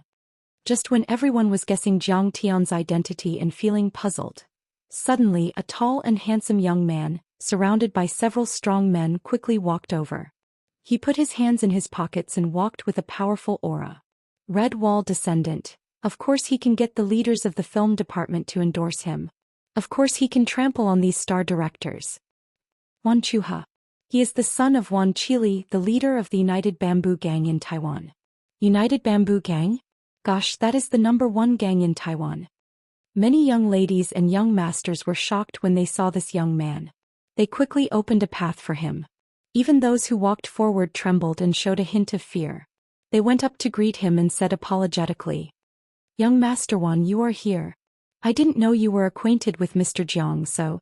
Boom. Everyone was shocked. Everyone's gazes towards Jiang Tian became complicated. There was some fear, some shock, and some disbelief. Wan Chuha is friends with this young man? Did he have such a wide network of connections? Jiang Tian is the nephew of the Zhang family. You didn't know? Wu Chuchu was a bit shaken. She frowned and said, Could it be that even Wan Chuha knows Jiang Tian? Are they on good terms? Wu Zhiruo frowned and said nothing. However, she was having an intense mental struggle in her heart, hesitating whether or not she should reconcile with Jiang Tian. Suddenly, the smile on Wan Chuha's face turned cold as he said, But Mr. Zhang's friend Zhen Shuai provoked me. I have to settle this score. I think with Mr. Zhang's wisdom, you wouldn't fall out with me over a little brother, and fight to the death with the United Bamboo Gang, right? Boom. The crowd was in an uproar again. These Chinese bastards are really daring. Not only did they wreak havoc in Hong Kong, they even offended the Bamboo United Gang in Taiwan. Someone muttered in a low voice. This time those bastards from the mainland are helpless. Even if that Jiang guy has the Zhang family behind him, it's useless. That's right. The Wan family dominates the Treasure Island province. They don't need to listen to Yanjing at all. They don't need to give him any face. It's over. This bunch of kids from the mainland are finished. Everyone was discussing animatedly. Xu Minqian and the others were gloating. What? Marshal Zhen actually offended Wan Chuha. Wu Zhiruo, who was walking towards Jiang Tian, suddenly stopped and took a few steps back. Xianxian's expression was arrogant, and a hint of mockery appeared at the corner of his mouth. Good, this is great. Jiang Tian, oh Jiang Tian, no matter how arrogant and overbearing you are, you can't do anything against Wan Chuha. Even your Zhang family behind you is useless. Lower your head, kneel down. Tremble. Regret it. Who knew? Jiang Tian's face was filled with disdain as he laughed coldly. Your little United Bamboo Gang is not worthy for me, Jiang Tian, to fight to the death. Aren't you thinking too highly of yourself? Who the hell are you? I don't even know you. When did I offend you? Marshal Zhen's eyebrows were raised to the sky. He sized up the youth and asked in disdain.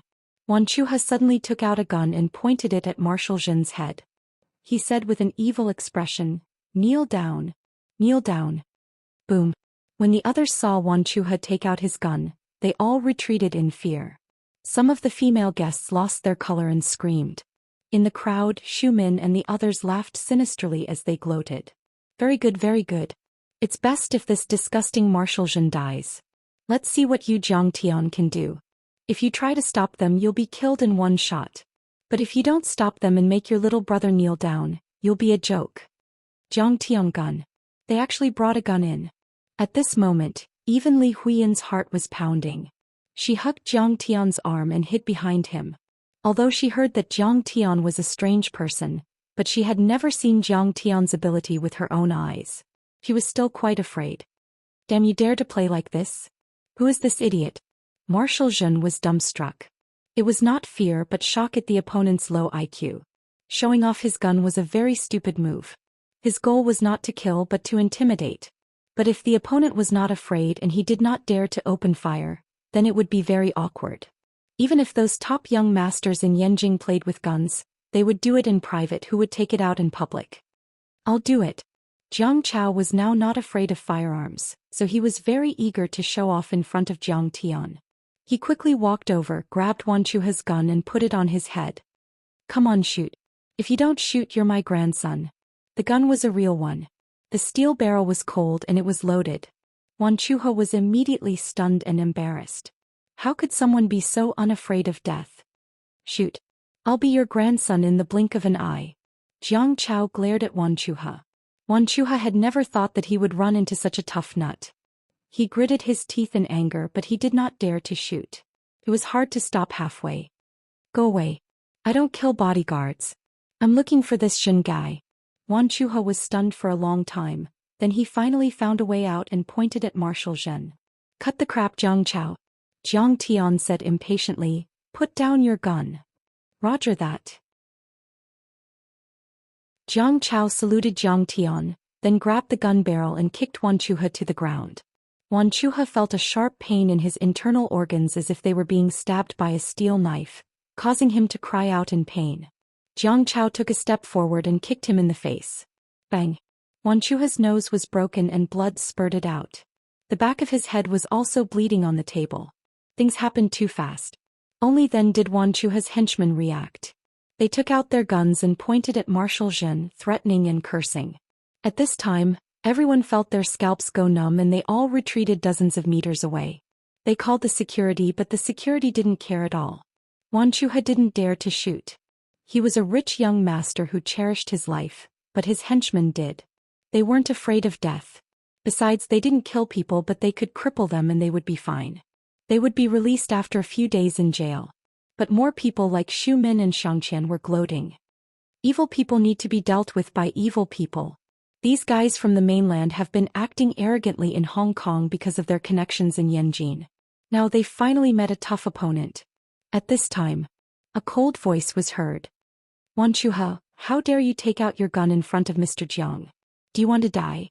Everyone looked over and saw the crowd move aside like a tide. A glamorous woman in an evening gown came down from the spiral stairs of the Peony Hall on the second floor. She was tall and over 1.78 m with her high heels. She stood out like a crane among chickens and looked down on everyone, making many girls shrink back.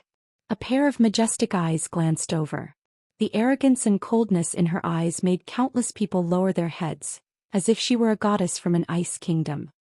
Who is she? How dare she speak for this guy? Isn't she afraid of offending Wan Chuha? Wu Chuchu snorted. A socialite next to her who recognized her was startled. She quickly covered her mouth and said, Are you crazy? Don't you know the daughter of the chief of the police force, Fang Gui? Fang Minxia. Wu Chuchu was startled and suddenly thought of something. Her face turned pale and she didn't dare to say anything. Wan Chuha was startled as a bad feeling rose in his heart. Mr. Jiang is an important person under the protection of the Hong Kong police. Wan Chuha, how dare you? Fang Minxia questioned with a cold look. She had always been a cold person and as a senior inspector of the police force, she was even more intimidating. At this time she was so angry that a layer of frost could be seen on her face. No matter how arrogant Wan Chuha was, he was still a bit afraid of Fang Minxia. He tried to explain with a smile, Officer Fang, I was just joking with them. Please don't take it to heart. Joking? Fang Minxia slapped him in the face, frowned and said coldly, You're so stupid. Do you really think the Hong Kong police are just for show? I will talk to Wan Chili in person. After that, she ignored the pale-faced Wan Chuha and bowed slightly to Jiang Tian. Mr. Jiang, I'm really sorry. I'm late. I didn't expect this to happen. So, he really knows someone from the Hong Kong police force. Sun Jiaro's face changed dramatically. Meanwhile, Wu Chuchu looked at Jiang Tian in disbelief. Kid, why are you picking on me? Xianxia suddenly pointed at Wanchuha's nose and asked. You touched my woman. Wanchuha shouted angrily. Who? I've touched too many women. Xianxia was confused and frustrated. Wanchuha said a name. It turned out that the long-legged Taiwanese actress was Wanchuha's sweetheart. He had already spent a few million on gifts, but before he could do anything he saw the gossip. It was said that the actress met a young tycoon in the middle of the night and stayed at the Peninsula Hotel for half an hour. Xianxia had forgotten about it and didn't pay attention to the gossip. However, Wanchuha paid attention to it all the time. He was the prince of the United Bamboo Gang, a real spoiled brat. He spent all his time with women, dating actresses and getting involved in all kinds of scandals. He was furious when he saw the news, so he asked around and immediately found out about Xianxia's identity and whereabouts. Xianxia took out his phone and searched. The news was indeed published on the website of Apple Daily. Fuck, what the hell are these paparazzi writing? Xianxia was so angry that he wanted to throw his phone away. Dude, I did spend the money but I really didn't do it. I just ate some noodles with her. Do you believe me? I don't believe you. Wanchuha snorted disdainfully. You don't have that much money. Do you think I'm an idiot? Fuck off. Xianxia said angrily. Didn't the news say that she only stayed at my hotel for half an hour? If I really did it, it would only be half an hour. Xian, this is not over. Wanchuha flicked his long hair and turned to look at Jiang Chao, Xianxia and the others. My dad, Wan Chili, is upstairs. He will come after the meeting and kill you all.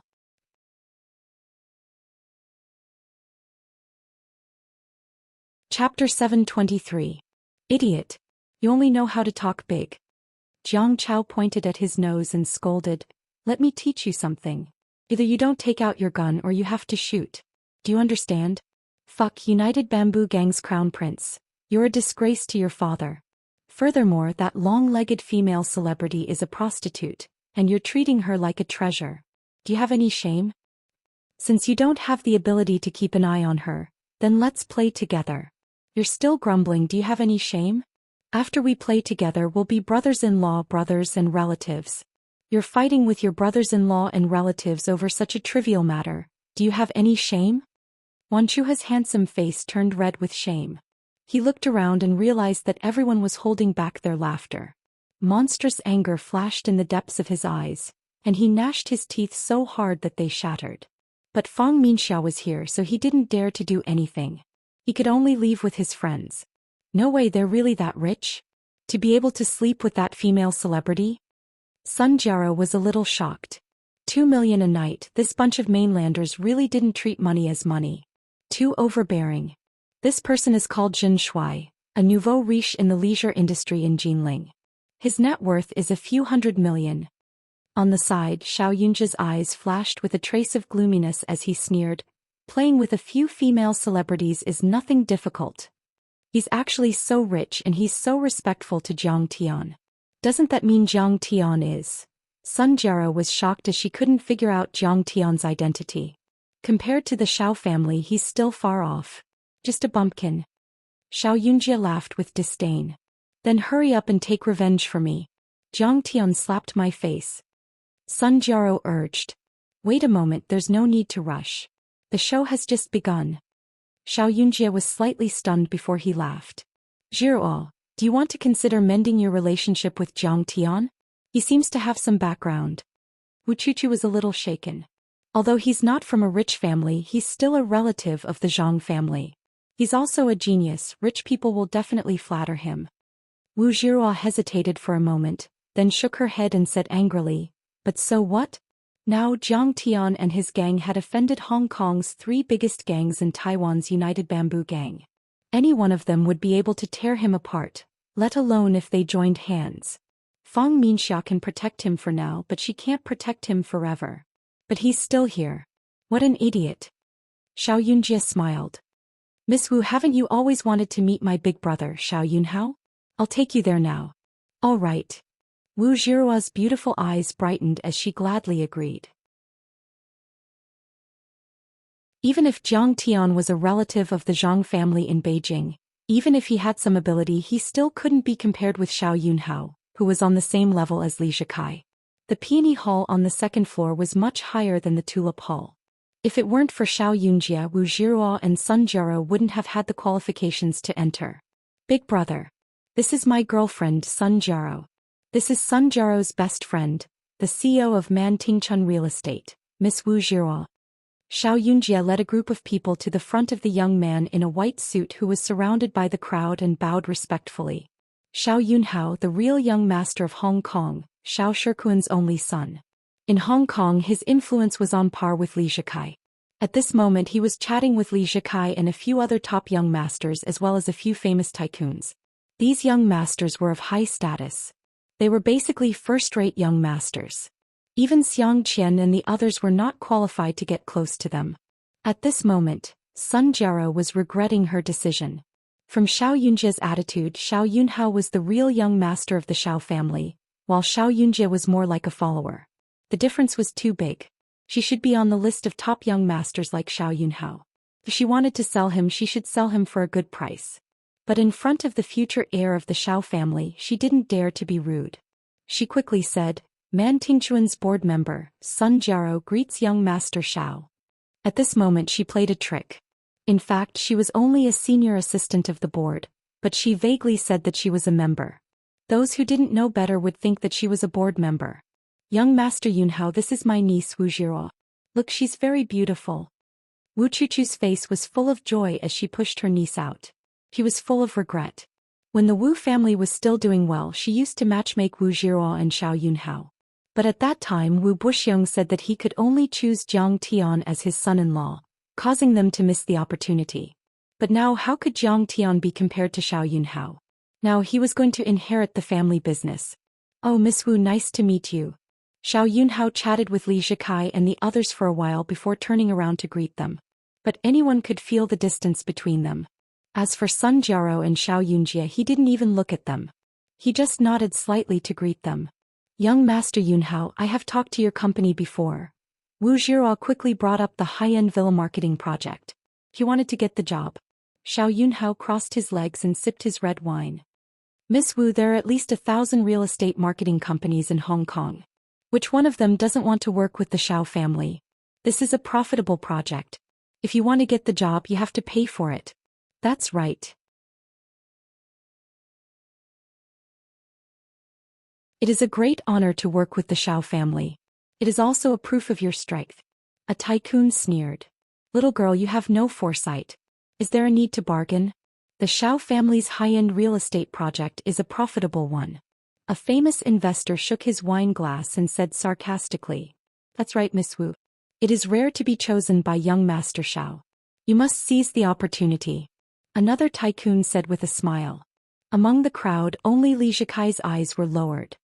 He didn't say a word, but the corner of his mouth seemed to be smiling. Wu Jiruo's face froze.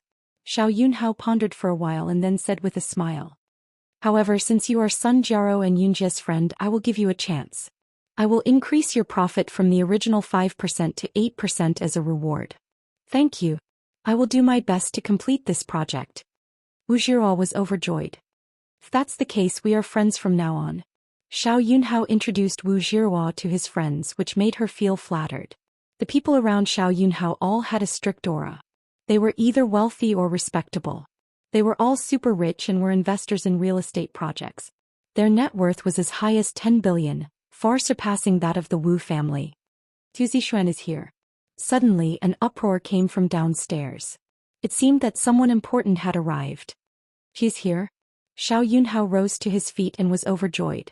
Seeing this, Wu Jiruo let out a wry smile. She had heard that Xiao Yunhao had been pursuing Su Zixuan for many years and had always been single. He was known as the most eligible bachelor in Hong Kong. Now that she had seen him in person, she knew it was true. The funny thing was that her aunt wanted to push her to Xiao Yunhao. Wasn't that a fool's dream? Compared to Su Zixuan, the gap was too big. After all, she was Su Maozhai's granddaughter. Su Maozhai was the most powerful sorcerer in Hong Kong. He was on equal footing with many big shots. I will go and have a look. Xiao Yunjie walked to the railing and looked downstairs. He frowned and said, Brother, Su Zixuan is here. Big brother, Su Xian is here. But why is she dancing with that guy from the mainland? At this time the ball had started in the Tulip Hall. Jiang Tian and Su Zixuan were dancing on the dance floor. Wu Zhiro also saw this scene and couldn't help but be shocked. Originally, she only thought that Jiang Tian and Su Zixuan were friends, but she didn't know how deep their friendship was. Now it seemed that their friendship was not shallow. At this time she couldn't help but feel a little regretful. Although Su Majai's family was not as rich as Xiao Shikuan's family, they were still a force to be reckoned with in Hong Kong. If she had used Jiang Tian as a springboard to get acquainted with Su Majai and other big shots, developed for a while and then met Xiao Shikuan again, she would have a certain amount of capital and foundation, unlike now when she was at the mercy of others and was in a passive position. What is this Chinese guy's background? Xiao Yunhao walked to the railing and took a look. His eyes suddenly became cold and angry. This. Everyone's face was strange. Although Jiang Tian was famous around the world, it was only limited to the top intelligence agencies in the dark world. And in Hong Kong only a few top tycoons and big shots knew him. Moreover, because of competition in the same industry, Xiao Shikuan personally ordered the whole Hong Kong to block the news about the immortal healing village and the Jiang family. This was a top secret. Not to mention Xiao Yunhao, almost everyone present didn't know about Jiang Tian. But Wu Zhiro looked at Li Zhikai nervously. Li Zhikai sipped his red wine and didn't say a word as if he didn't know Jiang Tian. Wu Zhiro's heart thumped. It's over. Now Li Zhikai made it clear that he didn't want to offend Xiao Yunhao and didn't want to speak for him. Why was this Jiang Tian so reckless? It was fine if he hooked up with Fang Minxia, but he even hooked up with Su Zixuan. And it seemed that she was right not to choose him. He was a womanizer and had a messy private life. He was definitely not a good match. At this time Xiao Yunjie smiled and said, "The relative of the Zhang family in Yanjing, Zhang Huchen's cousin Jiang Tian, has just bullied a lot of people downstairs. He even suppressed Fang Shumin." Sun Jiaro had been encouraging him to step on Jiang Tian. But he didn't act rashly. First, he wasn't 100% confident. After all, now he knew that Jiang Tian was a relative of the Zhang family in Yanjing. Second, he also didn't think it was worth it. For a girl like Sun Jiaro, he could just play with her for a few days. It was not worth offending people for her. But now with his cousin's help he could also report to Sun Jiaro. Sun Jiaro was jealous that Jiang Tian had hit her before, so she added fuel to the fire. "Young Master Yunhao, look at him and Su Zixuan being very intimate. Why? How can he be compared to young Master Yunhao? He's not even as good as Yunjie. He's trash, he doesn't know the immensity of heaven and earth." Wu Chuchu also fanned the flames. "He dares to touch any woman. Who doesn't know that Su Zixuan and young Master Yunjie are a match made in heaven? Isn't this slapping our Yunhao children's face? This is too much." Now that the Wu family got to know Xiao Yunhao and got the Xiao family's big order, they would take off. In her eyes, Jiang Tian was not worth mentioning. Of course, she would stand on the Xiao family's side. "Let me see how much weight he has. How dare he touch my woman?" Xiao Yunhao couldn't bear it anymore. He pushed the crowd away and strode downstairs.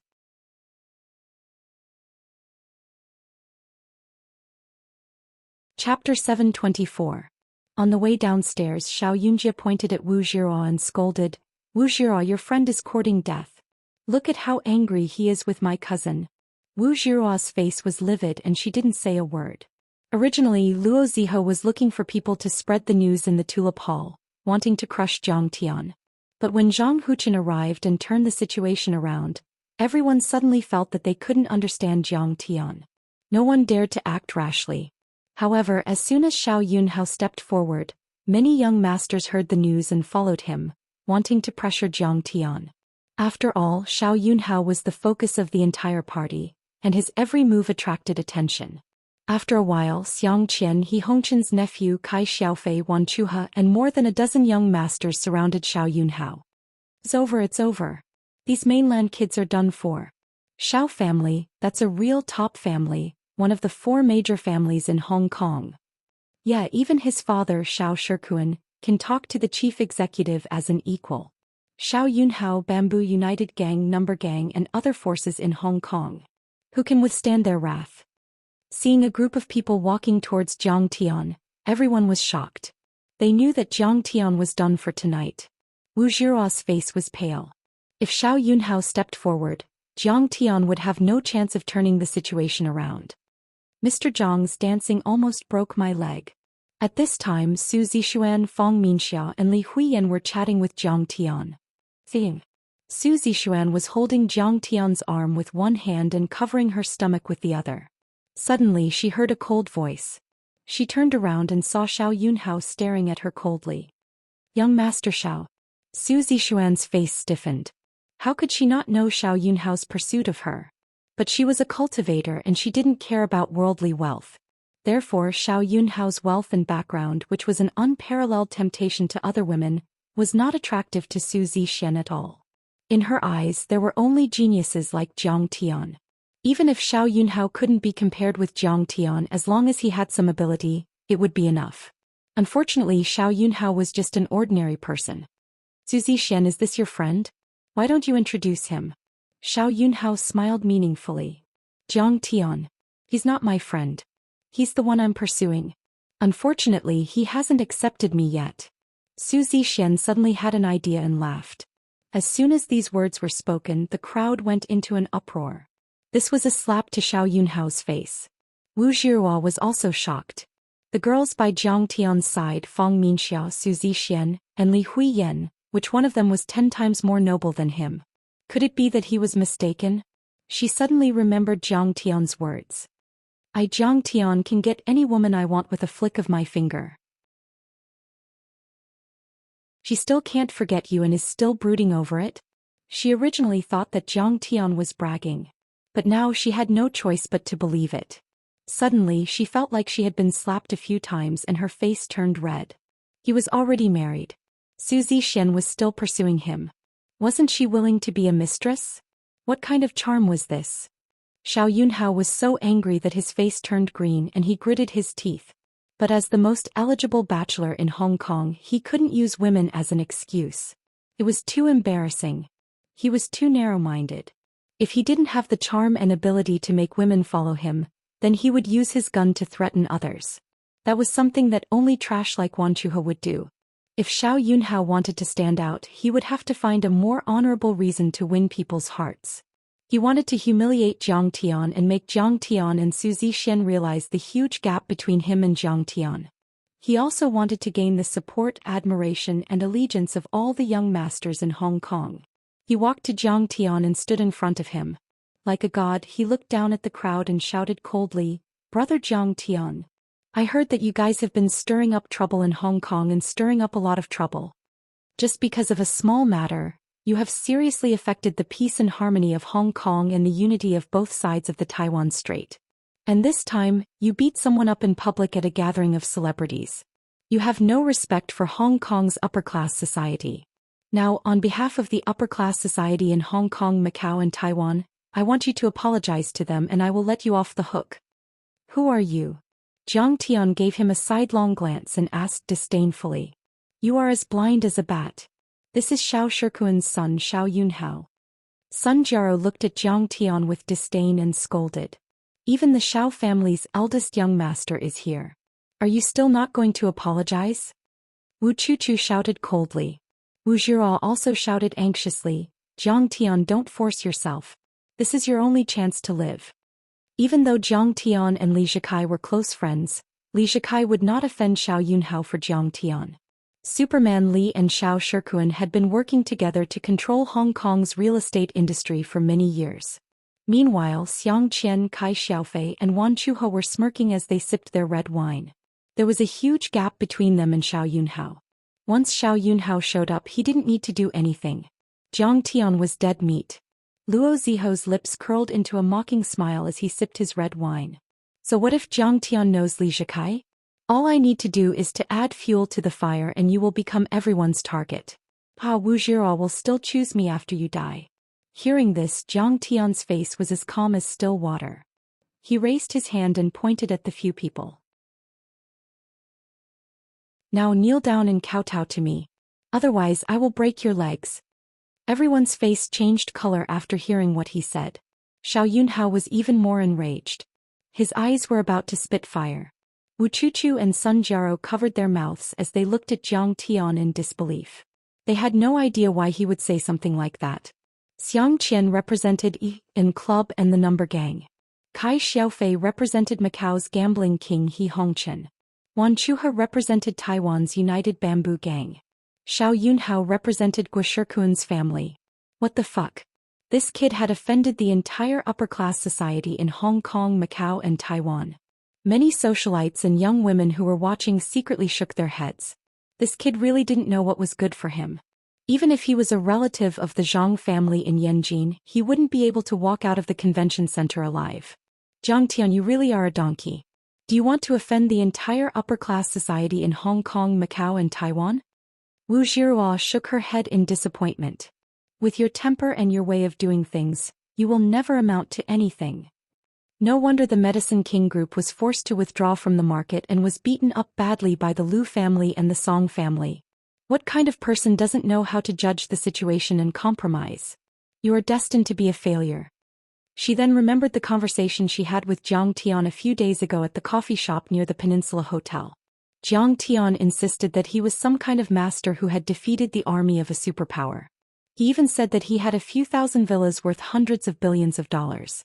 From then on, she knew that Jiang Tian was a person who would never lose in terms of dignity even if he lost in battle. No matter how painful it was, he would grit his teeth and endure it. Even if he was beaten to a pulp, he wouldn't give in. Xiao Yunhao didn't say anything. Men, hurry up and chase this mainland maniac out of here. With Xiao Yunhao present, Kai Xiaofei became bolder. He became arrogant and domineering as he shouted at the security guards. Slap him. Jiang Tian raised his brows and pulled a taut face. Sir. Jiang Chao stepped forward and slapped Kai Xiaofei across the face. Kai Xiaofei was sent flying 3 meters away like a scarecrow. He fell to the ground and his face was swollen with bruises. What the fuck? Open the door. Everyone was dumbfounded. They had heard of Jiang Tian's arrogance, but they had never seen it with their own eyes. Now that they had seen it with their own eyes, they were even more shocked. Aren't you He Hongchen's nephew? Jiang Chao grabbed him and slapped him across the face, causing all of his teeth to fly out. Aren't you a big shot? Keep it up. Jiang Chao slapped him again. Kai Xiaofei passed out and didn't make a sound. Everyone was dumbfounded. They couldn't believe it. This mainland maniac was out of his mind. He Hongchen was on the 3rd floor. How dare they hit him? It's over. It's over. Wu Zhiruo almost fainted when she saw that. She was worried for Jiang Tian. However, when she remembered that she had warned Jiang Tian several times, but Jiang Tian still refused to back down, she was even more frustrated. You must think that you can do whatever you want with Fang Minxiao and Su Zixuan behind you. But you don't know how influential Xiao Shirkuan's family is in Hong Kong and Wuxia. Forget it. I have tried my best to persuade you. I don't care about you anymore. At this moment, everyone was shocked and deathly silent. However, the hot-tempered Fang Qian pointed at Jiang Tian's nose and shouted. Jiang Tian, you are just a country bumpkin from China. How dare you challenge us young masters from Hong Kong? Do you know that you will die a horrible death if you do this? Slap him. Jiang Tian picked up a glass of red wine, took a sip and said calmly, slap. Without another word, Qing Yi strode forward and slapped him across the face, sending him flying 7 to 8 meters away. Fang Qian fell to the ground without making a sound. No one knew if he was dead or alive. The security guards panicked. Some called for an ambulance and some went upstairs to report the incident. Arrogant. Too arrogant. Where's Li Zhikai? Ask Zhikai to come down and take him down. Xiao Yunhao was so angry that he smashed 2 glasses. Jiang Tian slapped Fang Qian in front of him. That meant that he was not taking him seriously at all. What a humiliation. That was the real humiliation. The commotion was too big. The news quickly spread to the Red Peony Hall upstairs. Many tycoons were alerted. A moment later, under the escort of many powerful figures, Xiang Qiangxing, the tycoon of Hong Kong, walked down the stairs and approached Jiang Tian. Everyone retreated one after another, opening up a path. Their eyes were filled with fear. Even Xiao Yunhao nodded and said, Uncle Xiang, it's all my fault. I didn't protect Fang Qian well. Although Xiang Qiangxing was not as powerful as Superman Li and the other 3 tycoons. But the problem was that Xiang Qiangxing was a member of a secret society. He was a tycoon of a secret society. He was the kind of person who could kill without batting an eyelid. This kind of person might not be able to make you successful, but he could crush you in a matter of minutes. He could not be offended.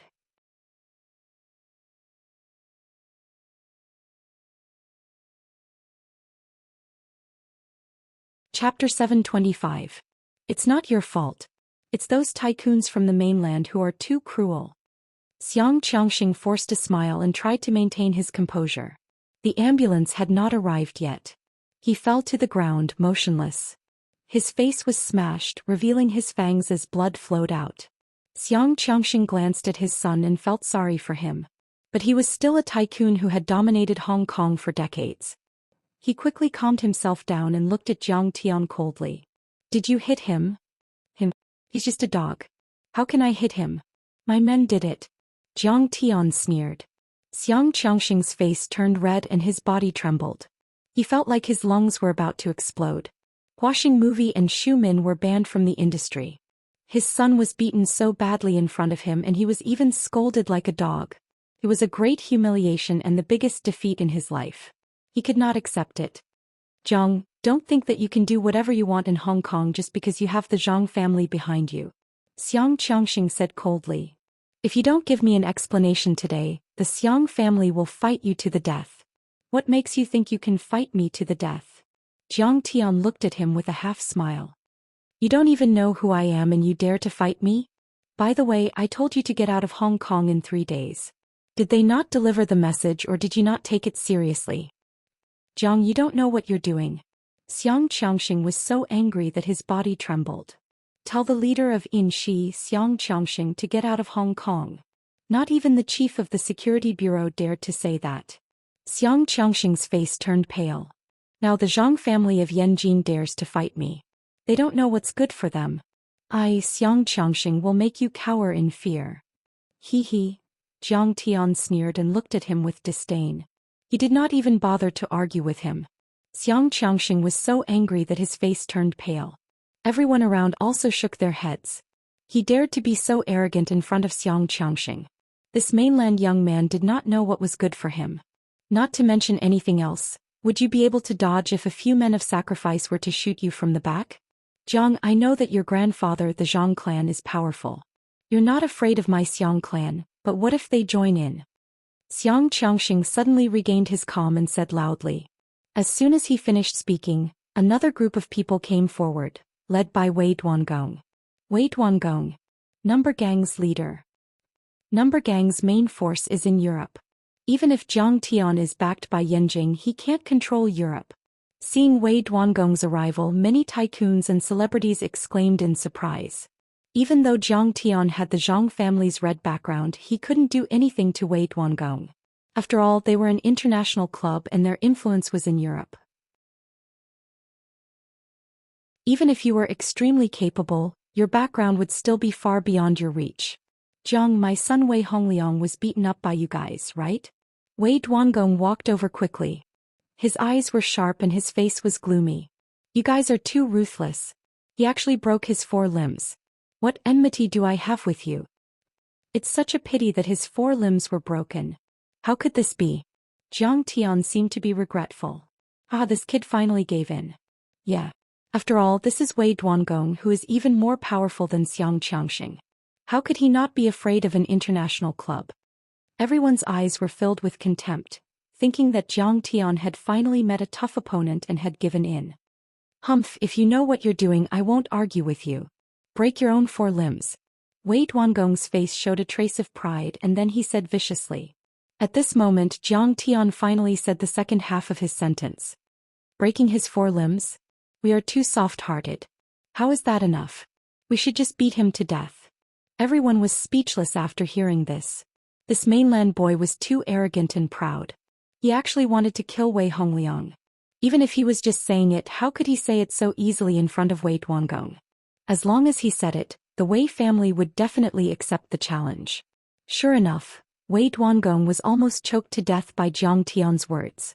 He said with hatred, Jiang, you're too arrogant. Don't think that I'm afraid of you just because you're doing well in the mainland. I have tens of thousands of men in Europe. I'm not even afraid of the mafia. You're in trouble. Our number gang will definitely seek justice from you, including the Zhang family behind you. Haha, you want to seek justice? Sure. At this time, Jiang Tian glanced at the crowd and said lightly, who else? Stand up together. Whoever is my enemy today, I'll trample them all. I'll trample as many as there are. If the whole Hong Kong comes, I'll trample them all. As soon as Zhang Tian's words came out, everyone was angry.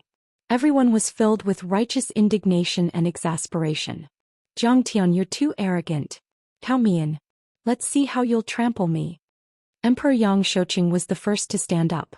Zhang Tian, your brother slept with my woman. I'll trample you and him together. Wan Chuha stepped forward proudly. Zhang, your cousin Zhang Huchen has humiliated me a couple of times. Kneel before me and beg for mercy. Kai Xiaofei smiled proudly and stepped forward as well. Since when did people from the mainland have the right to behave atrociously in Hong Kong? You're courting death. Xu Min took the lead, followed by a few band celebrity directors. The celebrities in the entertainment industry also stepped forward. Zhang Tian, Hong Kong is not for you to decide. Xiao Yunhao stepped forward with a menacing look in his eyes. Let's do it together. I'd like to see if he can trample Hong Kong. Arrogant. This kid is too arrogant.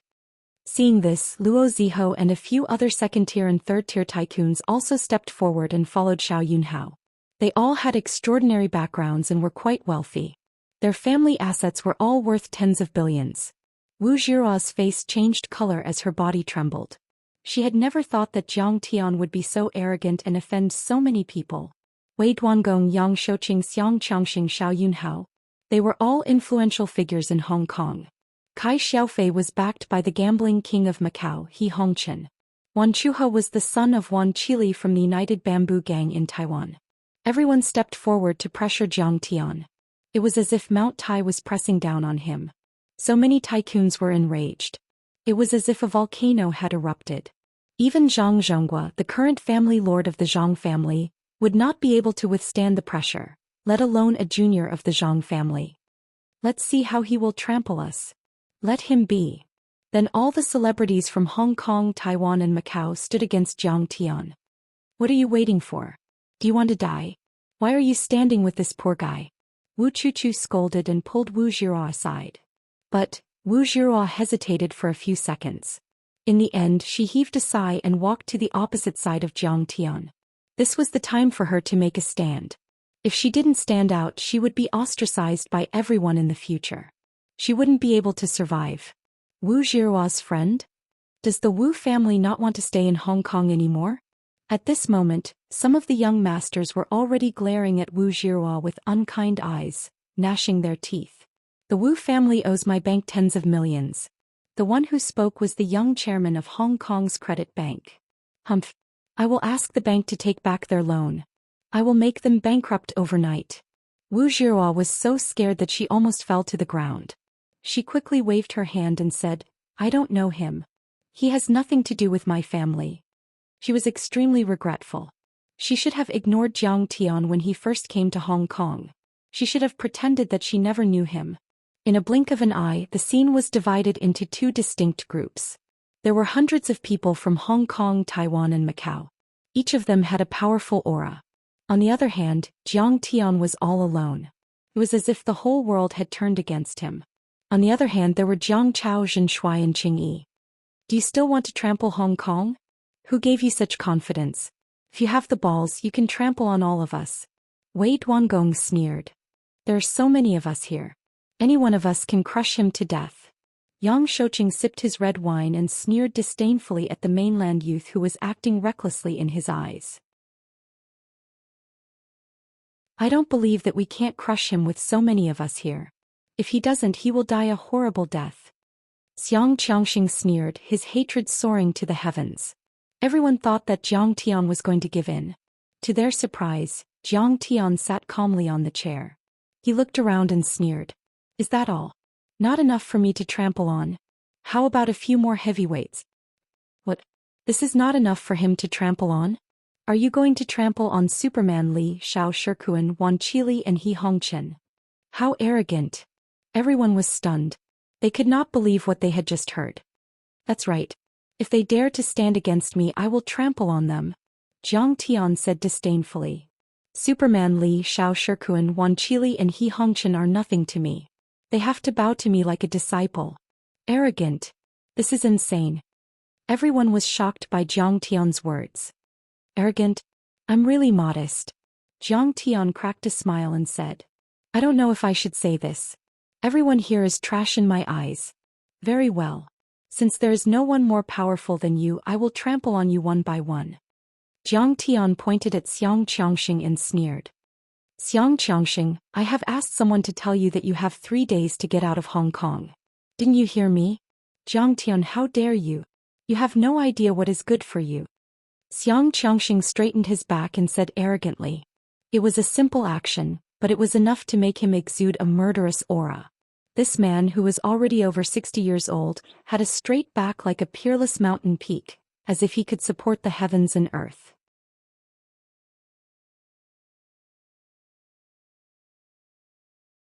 Chapter 726. Xianxia put his hands in his pockets and looked at Jiang Tian with a cold gaze. You want me to get out of Hong Kong? Who do you think you are? Xianxia questioned Jiang Tian with disdain in his eyes.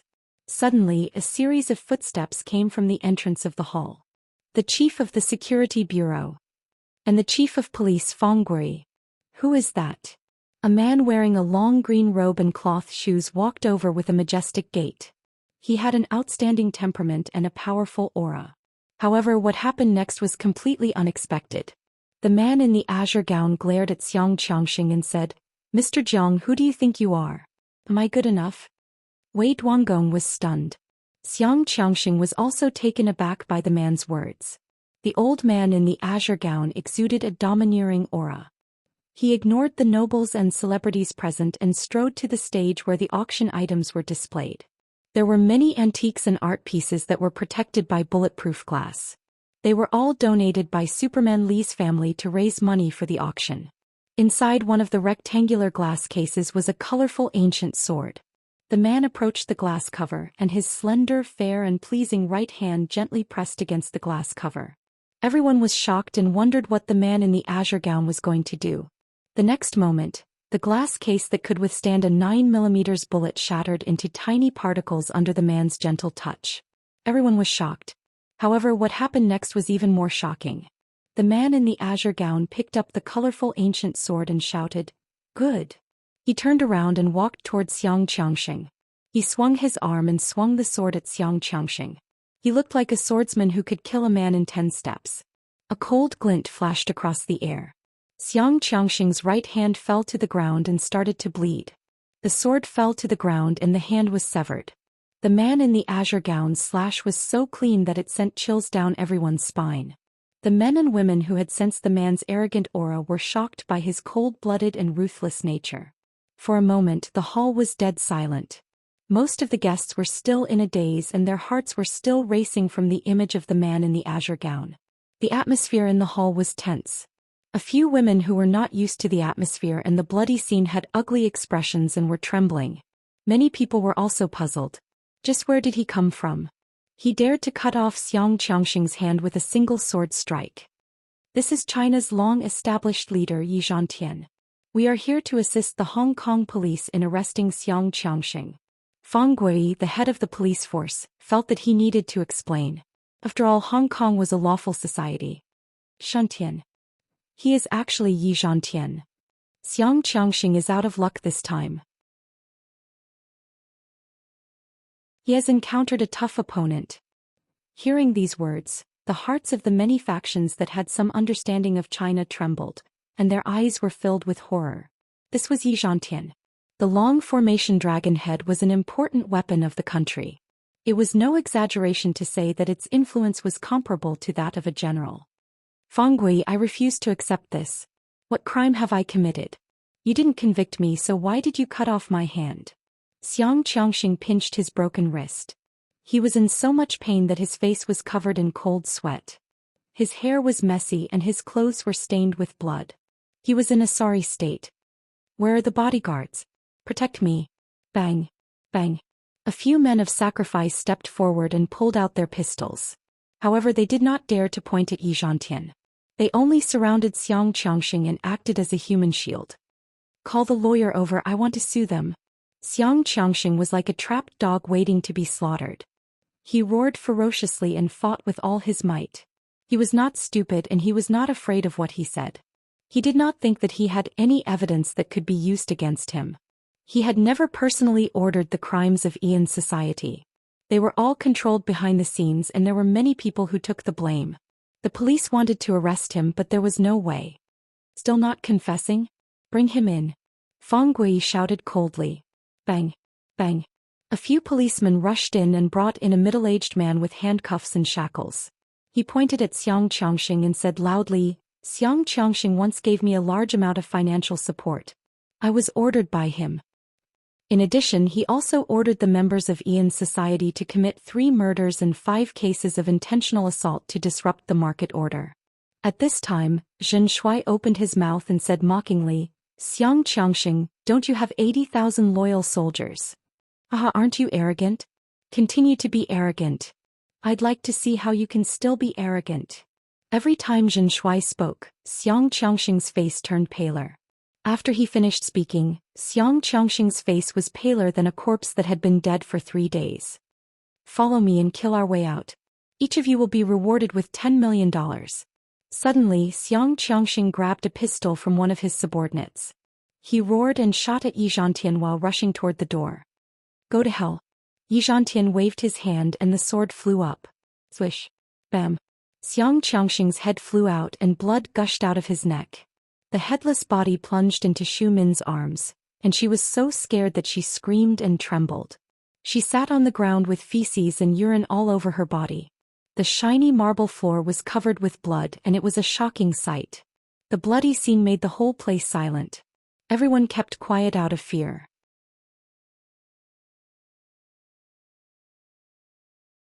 Wei Duangong and Yang Shouqing were frightened and uneasy. They subconsciously wanted to escape. They knew that once the long formation was deployed, it would be the time to draw their swords. And society would fall. And the next one would be them. But when they looked at the door they were dumbfounded. Dozens of armed soldiers were already guarding the place to the death. They had mobilized the army. Who could defeat them? At this time there was a dead silence. Yang Shouqing's phone suddenly rang. He took out his Weitu phone and answered a few words.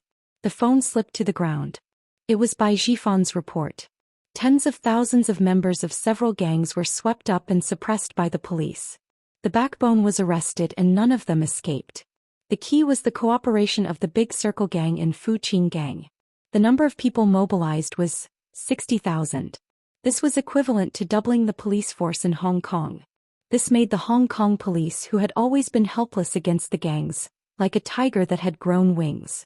The operation was as smooth as chopping vegetables. Fuqing Gang. The Big Circle. It was the Big Circle. At this moment he suddenly understood why Yang Jiaming was sent back. With the help of the Big Circle Gang, even if Yang Jiaming was hiding in a rat hole in the United States he would be dug out. However, there was one thing that he did not understand. The Big Circle Gang had only committed a few robberies in Hong Kong in the 1990s and disappeared without a trace. They had not interfered with the gangs in Hong Kong. Why would they help the Hong Kong police suppress them? His expression changed drastically and he trembled. He looked at Jiang Tian in disbelief and said, What's your relationship with the Big Circle Gang? Jiang Tian did not even look at him. He did not have the right to talk to him. He would be a wronged ghost. He's the boss of Lianxing Yang Shouqing. It's your turn now. Feng Gui's gaze was as sharp as a knife. In an instant he straightened his body and felt proud. For many years he had wanted to take care of Wei Duangong, Xianxia and Yang Shouqing. However, he could not make up his mind. Most importantly, he did not have the ability to do so. However, many people in Hong Kong who did not know the truth thought that he was muddle-headed and incompetent, and some thought that he was in cahoots with the bosses. He had been criticized by the people in Hong Kong for a few years. Feng Gui was proud and satisfied that he was able to accomplish this before he retired. He could die in peace. Feng Gui, you've been wanting to arrest me for a long time. Yang Shouqing was trembling but he forced himself to stay strong. He said angrily, Feng Gui, you and the Independent Commission Against Corruption have arrested me a few times. But every time you arrested me you let me go obediently. The more he spoke the more confident he became. He put his hands in his pockets and said proudly, I'm a legal businessman. I abide by the law. Every penny I earn is clean and clean. So don't waste your time. Don't waste the police force. Boss Yang, I'm more aware of whether your money is clean or not. Suddenly, a mocking snort was heard. Fang Zhanbo, who was in a decent suit, walked over and said proudly, I've already accused you as a tainted witness. You opened casinos, brothels, sold firearms and drugs, laundered money, engaged in organized crime and even bribed the police. I'm afraid that you will be imprisoned for life.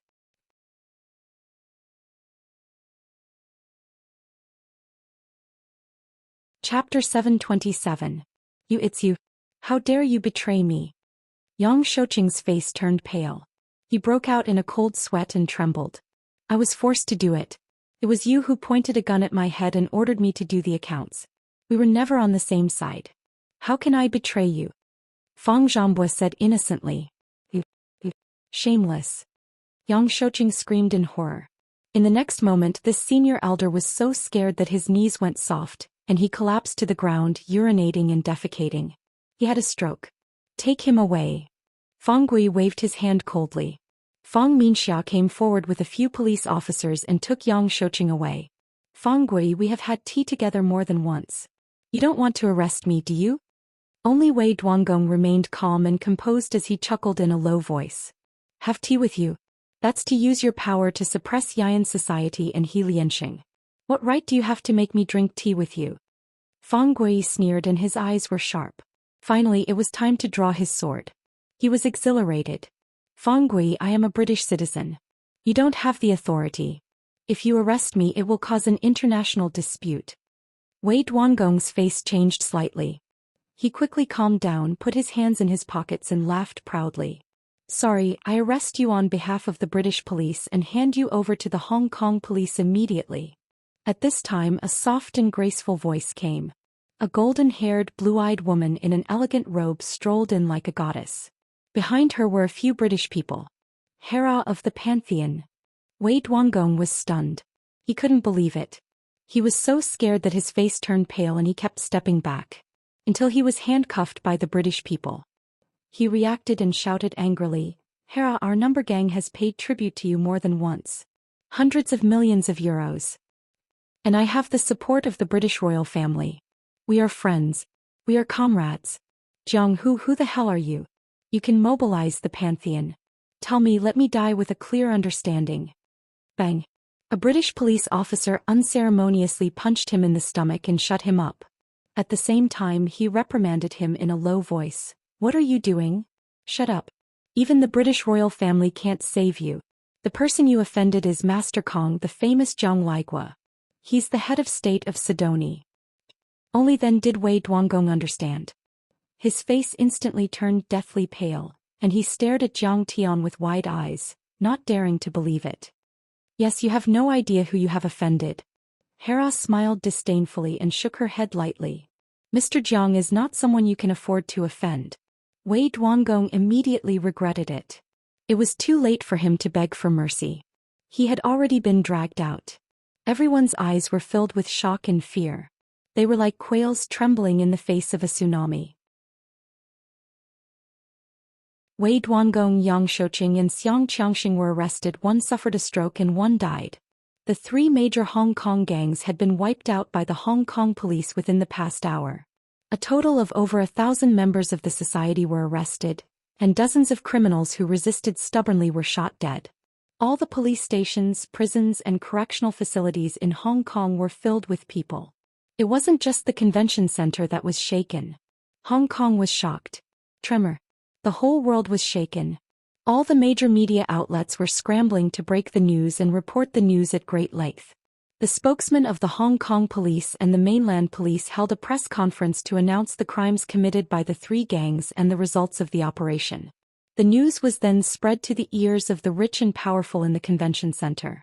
The mafia that dominated the middle and lower social classes in Hong Kong would become history after tonight, and it would come to an end forever. When the rich and powerful people from Hong Kong, Macau and Taiwan understood this point, they instantly felt a chill in their hearts. Their hearts were filled with sorrow as if they were in the same boat. And the one who did this was none other than this ordinary-looking young man in front of them. He had crushed the three major gangs in Hong Kong with one stomp. Who the hell was he? What kind of person could have such terrifying power?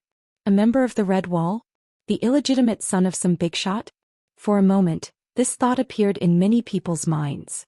They looked at Jiang Tian with a puzzled expression. Master, I'm sorry I'm late. I didn't expect you to suffer so much in this small Hong Kong. Xianxia walked up to Jiang Tian and bowed respectfully.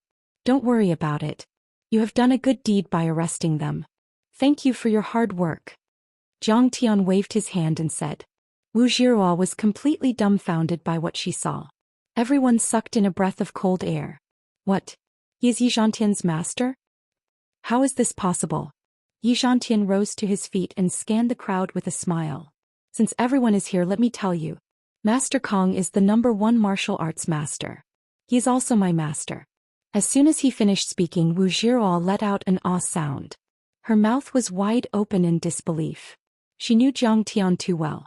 He was a good-for-nothing who knew nothing. How could he become the famous Master Kong, Xianxia's master?